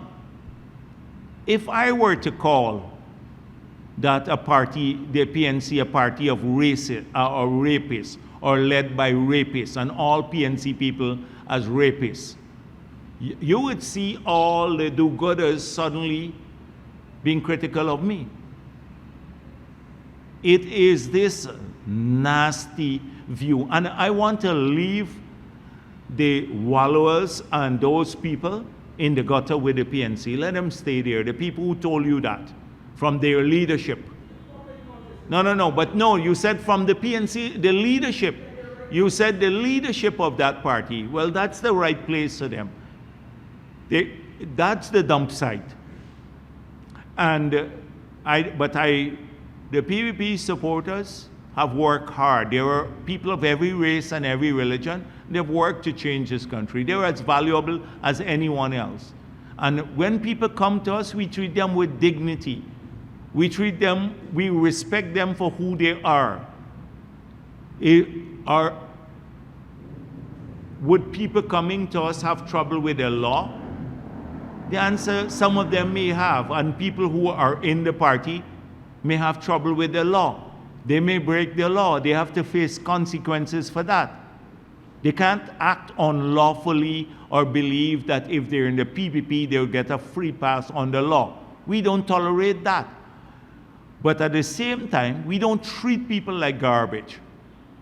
That is what they do all the time, and it's daily, the bitterness, the sourness, and I'm shocked that you would actually bring that to a forum like my press conference, that the file. I tried to stay away from it. All of these people who are so bitter. Like I saw them recently, a desperate attempt. You know the part where I condemned Norman Brown for saying that the president would wash his hand with a special detergent after he shakes the hands of Afro-Guyanese. I was condemning Norman Brown. They clipped the part leaving out the condemnation of Norman Brown and said, I said that, and circulated it widely. That's the desperation, but it was a condemnation of the racism that they perpetrate. They'd have nothing else to talk about. And actually, some people report it to the cybercrime unit, because on those matters I take seriously when you promote racism in our country. That's a vile, vile thing to talk about people. Jagdeo, Yes. Dennis Shabalda Marawi. Sir, in terms of the government's aggressive plans to recruit nurses and possibly other healthcare workers overseas to work in the hospitals that are being built, what percentage, or will Cuban health workers be recruited to work in those hospitals? And can you say, at this stage, what is the update with regards to Fulcrum and its involvement in the gas projects with the government and Exxon? And thirdly, with May Thomas being sanctioned by the U.S. last year, June, is she expected to be a candidate in the upcoming general and regional elections for the PPP? And lastly, when will any of the prospecting licenses be signed, and which of the companies will the signatures be with? That's it. And the first one was Cuban healthcare workers. Oh, Cuban, okay, Yes. healthcare workers. So we're recruiting people from around the world, not confined to Cuba. But we're working to ensure that the people who come here from Cuba, that they meet the definition because of what the U.S. Secretary of State mentioned, that the conditions of work here don't run afoul of the requirements set by the United States of America. But we are recruiting from around the world, and we could have more people from other countries, much more than from Cuba. The idea is to get our own people to work in the hospitals. So we're recruiting nursing assistants and a whole range of people to do that, to do the work. But right now, we don't have enough healthcare personnel to offer the expanded level of services that will come through the opening of these new hospitals. So we have to train more of our people. We have to increase their remuneration and working conditions. And that is in train. But in the meantime, we have to fill that need with foreign recruits, not necessarily from Cuba, from any country in the world. And as we train more of our people, then we can fill the posts with our own people. That is the idea. But we don't want the service to suffer because of the shortage of Guyanese healthcare professionals. We want a good quality service until we can fill those positions with our own people. And so that is the approach to that matter. On Fulcrum, I don't think there's been much progress because we're more focused on the elections. So in any case, there'd be no agreement signed before the elections with any of these parties, because it would be, I think, unethical to do so in a major project of this nature. So right now, those negotiations would go on autopilot for at the time being, because our attention is focused more on the elections. We have about 8 or something days more for the elections, and thereafter we will return to it with vigor. We will return to it with vigor because of what it portends for the future of this country. Massive wealth creation for our people, industrialization, revenue for the state, and by extension the people of the country, transformation of its impact will be transformational, especially for the Region 5 and Region 6. So we, that's the approach to the matter that we will take here on until the elections. May Thomas, we have not put out our list of candidates as yet, though people will be considering the names of the candidates. So we have had suggestions from our base.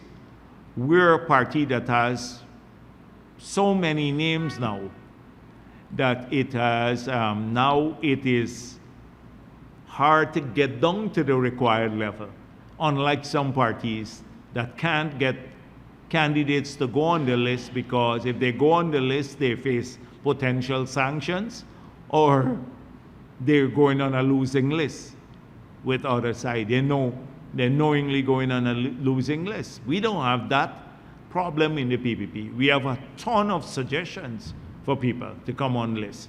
So, but the party has not made a decision as yet. I'm meeting with the structures on later this month. We've had names coming in. We have sent out our circulars. That's how we work to the group all across the country, all 10 regions, and they're submitting names of people. And then we will meet with the structures. We discuss this extensively, and then we'll make decisions. Eligible? I'm not going to enter into that debate. Wait on our list. You can ask me that about 20 people, whether they're eligible, whether they're not The sanctions, eligible, in light of the sanctions. whether they're eligible or not eligible. The way I see it, I don't know. I don't think she wants to be on the list, but the way I personally see it, no, she will not be on the list. That's how I see it personally. On now, but the party, I am general secretary of the party, but we have not debated these matters as yet. The prospecting licenses. The prospecting licenses. I'd ask the media to stay in touch with the ministry, because they deal with the individuals concerned on a more frequent basis than I do. That is, they engage the parties a lot. So they could be able to give you an update as to where we are in every one of those negotiations. I doubt that we will sign any of those in the next maybe 2 or 3 months too.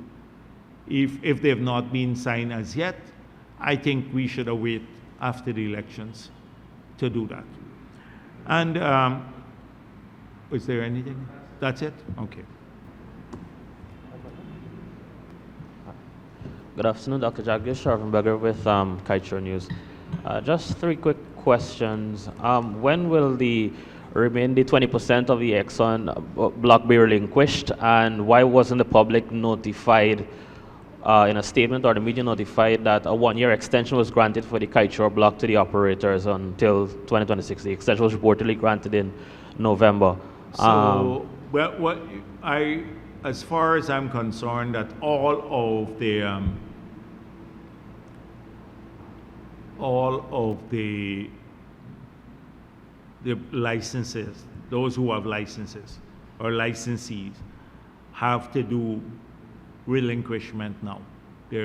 the time has expired for them to relinquish. I told you already, I'm not going to answer about when, etc. You deal with the ministry on a daily basis. I don't deal with routine things. When this letter came in, when that letter went out, that's Minister Vikram Bharrat. He deals with that in his ministry. I deal with policy issues of a broad nature.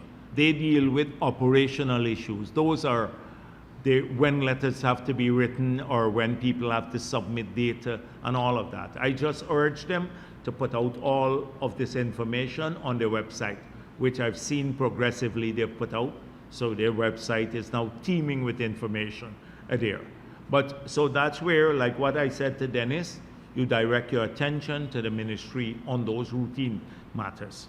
I'm only dealing with like I just told you, on Fulcrum and the prospecting license, those two things are of a policy nature. So if they have not signed any of the prospecting licenses as yet, because the minister has to sign them, then I would say policy-wise, we must not sign any before the elections. And similarly with the Fulcrum. That's a policy matter, and so that's my view on the policy, because it's too near. Okay, secondly, the arrangement in the Starbuck Block PSC, the 50-50 profit sharing, doesn't it mean that the operator and Guyana are supposed to leave with the same amount of profits, or does the formula dictate that the operators get more and Guyana leaves with less? So if it's 50-50 profit, how would the operator? We noticed the 2024 financials, the operators left with 10 billion and Guyana only got 2.6 billion. Last week I answered that. I answered that question extensively. Profit is different than revenue. I'm going to only say that. Profit is different than revenue. So go back and look at the financials closely. Okay? I dealt with that last week. I'm not repeating what I said last week. Thirdly, with elections coming up on September 1, will voters be given a chance to have their say if they would like a renegotiation of the contract or not, or will that be sometime after? Well, that would be I saw the AFC campaigning on that now, and it's a question of believability too. So it's not just about what you say, it is a question of believability. This is coming from a party whose leader is on Nixon's payroll.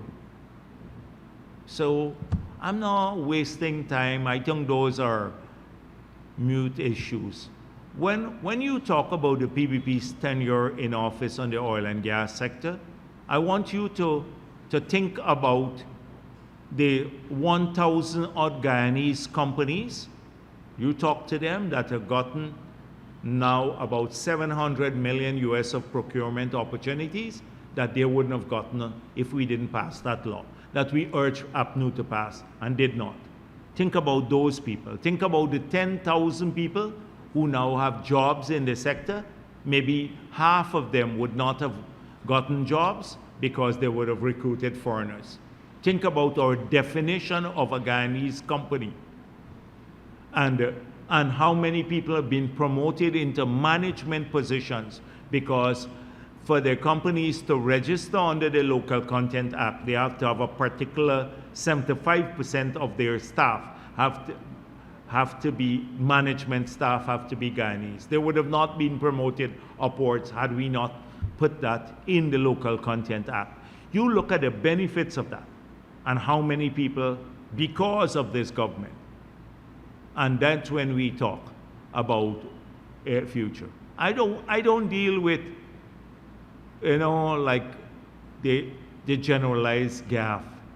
I'm looking at real people benefiting from real things. You talk about to all the people who are busy doing apartments, or the Guyanese drivers who are here now, the 600-700 of them who have a job and can take home between maybe $200,000-300,000 a month now as a driver. They would not have gotten the opportunity had we not prohibited the oil and gas companies and their first-tier contractors from bringing in foreign companies to provide transportation services. Remember the Trinidadian companies and all were coming in here and providing all the transportation services? In the new law, only Guyanese can do that. That's why our people are investing there in vehicles and drivers and everything else. They're making money there. That's what I talk about, real people. I know I'm not just playing games like AFC and APNU. 1 week they're for renegotiation, another week against it, when they are the biggest crooks and culprits that signed this agreement. We deal with real people who are benefiting from this. We are making this work for our people. All of the benefits. Yes, go on, Dennis. I wouldn't know that. But please don't make me the issue here. You have a big sanction man for 10,000 kilograms of gold that caused May to get sanctioned. And now it's poor May you're going after, and you'll give the old crook, yes. Yes, all right. But it's about May Thomas and the big sanction man running around all around the place, yeah. With us being sanctimonious. Yeah, Trina go on. Williams, Ghana Chronicle. Coming back to U.S. sanction Azuddin Mohammed to be held to account. In light of reports that several individuals, including public sector workers, are receiving unsolicited calls from persons linked to Mr. Mohammed with no clear explanation as to how their private contact information was obtained, what steps are the government taking to investigate this apparent breach of privacy and to ensure that no public resources or influence are being leveraged to assist individuals currently under international sanctions? I've seen this, and I've had the personal experience of people saying to me, we got a call from someone associated with him or him directly, and these are public officers. So either Azruddin Mohammed or members of the family or some people closely associated with him, the crook Charles Sogrim, who was with the AFC. They call people out of the blue, public officers, senior public officers, sometimes to solicit information, and at other times just ask them if they will support them. Now the people are very uncomfortable because they know from what you've seen that the Mohammeds record every conversation that you have with them. So they're worried that somehow later that will surface as though you're collaborating with them. And that would put them at risk. Their families would be at risk, and they may lose their visas too. So you have a number of people who are very, very worried about this because they don't know how these guys get their information, and they're calling them.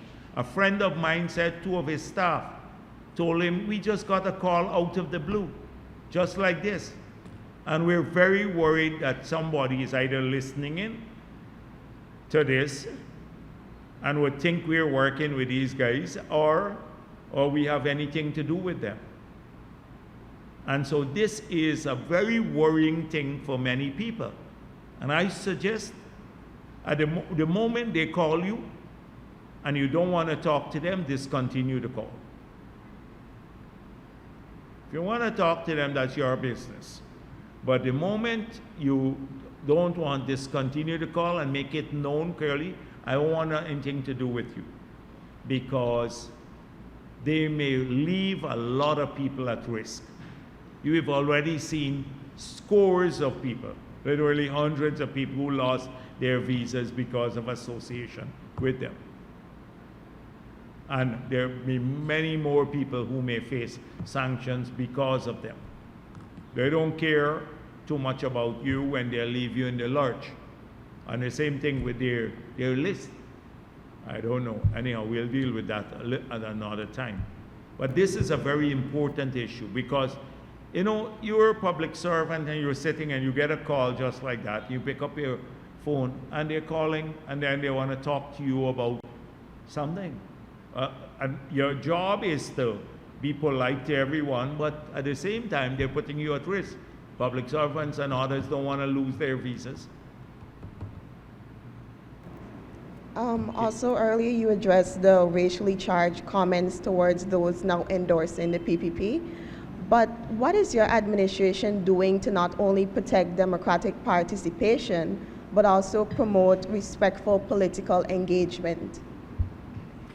So I hope that it's, how do you tell the PNC and AFC not to use racism as a mobilizing factor? Although it's prohibited by the Constitution, the ERC has vast powers over political parties that use people's race as a campaigning tool, or there are laws preventing it, the Racial Hostility Act, etc. If you say to these political parties, APNO and AFC, stop using race, then what else do they have? They have nothing to talk to people about. It's only division. That's the only campaigning tool that they use. And so, in as much as they will sign declarations, so GCOM will come up with declarations, code of conduct, etc. They will sign on to these declarations and then go right back the next day back to the racial campaigning that they are doing. And they are, it's everybody.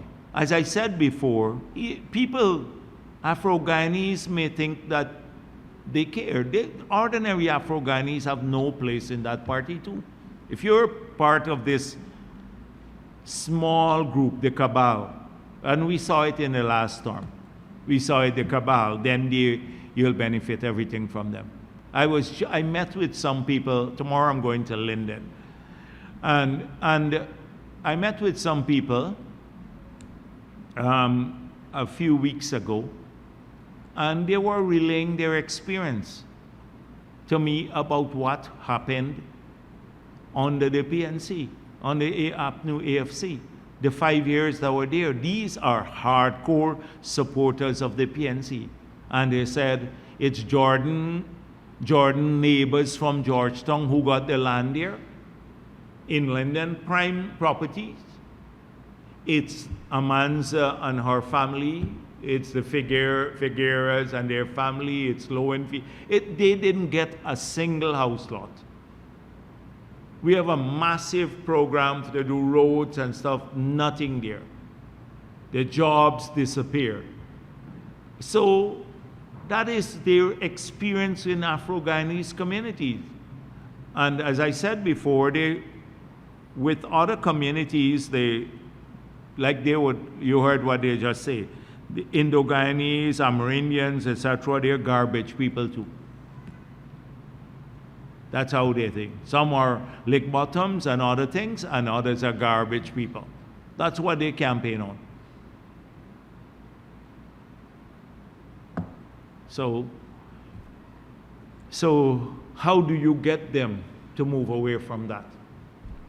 I don't know. I don't have an answer for it. They just would not focus on real issues. Every day it's about race. Just look at it. And I just heard about it coming from leadership. Members in the leadership just heard a question. It's not a few ordinary supporters who are outliers. Just a racist outlook to everything. So that is what. Let me see, those who, let's see how it goes. Yes. Suggesting that the administration has not been on the ground or even responsive, which we know is not true given that since in opposition, the party has been on the ground. However, how is the government addressing these misrepresentations and Who what said that? Oh, I don't want to waste time being sanctioned man all the time. Yes, he said we have not been on the ground. He has been on the ground smuggling gold out of the country and all of that. That's what he's been doing on the ground. I know we've been on the ground in opposition and in government. In fact, Irfan gets criticized too much for being on the ground. We have engaged people. He goes a couple of places and, in a stupid, inept way, he tries to get people to say these things. It doesn't work. People, anybody who has been looking at what's going on across the country would see that we've been on the ground. We've addressed people's concerns. You know, you'd go and say, oh, I want you to build a house, and they're taking down names. The couple of houses that he built and gave to people is nothing compared. This charity was all for a purpose. It was to save his ass from prosecution. He knew he was doing criminal things, and this is all a cover. So I'm not wasting my time behind him. Yeah. Yes, Marcel. It's just a clarification, by the way, for two things. On the crossovers, when you spoke about repudiation of the party, PPP not asking, I'm asking as General Secretary of the PPP, when you have crossover candidates from the APNU, the discussion is never about the rigging of those elections. I ask because how does one expect your own supporters to trust persons crossing over when there are no discussions or no, as you would put it, they're repudiating those alleged riggings that you so condemn? So the first thing is, there seems to be this enhanced interest in large because people are coming to the PPP. Let me tell you this, as General Secretary, you asked me about the issue, and let me return to it. I'm pleased as General Secretary that our party is attractive to more and more people who have come to us. I am grateful and eternally grateful to our supporters who have stuck with us through the hard times. And they continue to be valuable supporters of the People's Progressive Party. The number of people who have crossed us has been sizable, and it did not start only recently. We should have had the same conversation a few years back when you saw us moving in New Amsterdam from 2 seats out of 14 to 6 out of 14. That conversation should have started when you see increased votes in Linden by 2,500 votes, and in Georgetown, when we won Bartica, when we won Madia. But if the media had given that prominence, it would have run contrary to the propaganda that they spread, that the PPP is an Indo-Guyanese party. So they covered it up.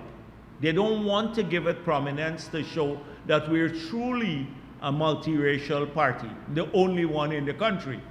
because it will kill the narrative that PNC, APNU, AFC, all along since 2015, they were saying they're multiracial. So the media, especially those hostile to us, stayed quiet on that. The crossover didn't happen recently, and it's a large number of people. So now recently you see people more prominent. You've had like Sean from Region 6, he was a councillor there for the region. He campaigned with us in the local government elections, PNC councillor. Not much attention was paid to him. There are several senior people in APNU who were supporting us. Many people who worked us. How would you treat Carl Greenidge? Was he a crossover? He was working with the PPP government, being paid by the PPP government, the ambassador to Venezuela. A lot of people were coming to us because of our policies, but they were also performing, duties for the country. Of recent, we've had people who have been holding some more prominent positions, and the focus is on them. I'm focusing on the large number of people who have come to us as General Secretary of the party. I can't just focus on the few who have come recently, because we work from day one. You recall in opposition, I said that our party is strong in the Indo-Guyanese communities, strong in the Amerindian communities. We're going to work to maintain and grow this support in those communities. But in Afro-Guyanese communities, we've been weaker, and I gave the reasons because of this racist propaganda that the PPP is racist. And so we work in opposition, we work at this, and in government, and it has been yielding results. People come to us, they see the true heart of our party. So as General Secretary, I have to be concerned about this. When you talk about mass exodus, I'm not talking about only the few. I'm talking about many activists, people who've come from Melanie South and Melanie North with large groups, party groups who are now working on the ground, who have come from Linden or from Craig to see me, and they form all Afro-Guyanese groups. These are farmers who are pro-PPP, working the ground from the highway. So they came unheralded. They don't need publicity. They're working on the ground because they think we are changing their communities and growing. That's what I look at as General Secretary. So you're asking me to comment now on the few who came recently and whether they repudiated the rigging pass. I'm coming to what you asked me, Marcel. I just wanted to give you the view. Since you asked me as General Secretary of the party, I'm telling you my concern. I have to build a stronger party, and we're doing so, and a multi-ethnic party consistent with our philosophy from the 50s, Jedijagan philosophy. And we're doing so, and we're successful at it. And so we're getting stronger everywhere on the ground, in every region, in every community. We're getting groups of people now supporting. And so I'm pleased that of recent, some of the leaders of political parties who have contested elections, who have come to us. Lennox Schumann contested on his own, and he came to us because he saw what we're doing in the Amerindian communities. Asha Kisoon had her own party. She came to the PPP now, and she cited the reason why. The Shaz Ali from I think TCI, they came to us because they believe we're working for the country now. Where I saw Mr. Alicock from GAP now has come to the PPP, and then several others from AFC and APNU. Leonard Craig made it clear. He said, we were given speaker's notes, and we were told we won the elections. Like so many ordinary APNU supporters, you would hear If you look at the girls from West Romfeld, they felt that APNU won the elections. They were crying and they were recounting experience. Their parents now, many of them who are working, are supporting the PPP now. Large cells in West Romfeld and East Romfeld. They told me, we actually felt, we were told by our leaders that we won the elections and PPP stealing the election. That was their party telling them there.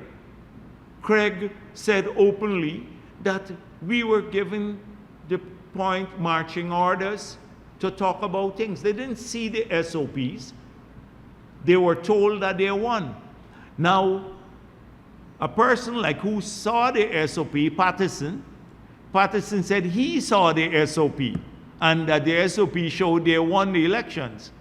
Those are the kinds of people I'm talking about. And Norton saying the same thing. A lot of the people who have come to us, they were not part of the inner circle or that was trying to rig the elections, but they were supportive of their party. Now, I made the point earlier that how come it wasn't so important for them to repudiate that history before they came to the PPP? When they come to the PPP, they're coming to a party that believes strongly about democracy. So if they come with a rigging pass, they hope it will not work with us. They know what they're coming towards. They're coming with a party that believes in free and fair elections. Every vote must be counted, and that we will fight to preserve elections. They know this knowingly. And therefore, I'm not going to run down people. I'm not going to run down people to go out there. If they want to on their own, they can say it. They can say what they believe, like Leonard Craig spoke about it. Came from the AFC, how his own experience within the party and what they were told. And they've been doing this. But we're not going to do one thing. We're not going to get people. You don't have to run down Norton or run down anybody else if you want to support the PPP. We take you at your word. Doesn't mean that, and we embrace people too. Some people who have come to us, and there are thousands, literally. Some may come only because they believe they can get something, and others, and many others, are happy with our vision. We recognize that as a party, but we are pleased that this is happening. And so, Marcel, I'm not going to harass the people who are coming to us. I saw the other side picking up endorsement. Norton picked up an endorsement from Harry Paul, who was working in the office of the president under Granger. I saw this morning, like Ramatar had to put out a news that some fake news that Ramatar endorsed Nigel Hughes. I saw Donald Ramatar put on his page, it's not true, it's a fake. Check Ramatar's page today. Nobody is endorsing them. And they should be going after those people, the ones who are remaining there, the ones who keep lying about the elections, like Patterson and Nigel Hughes. But they get a free pass from the media. Yes. Thank you.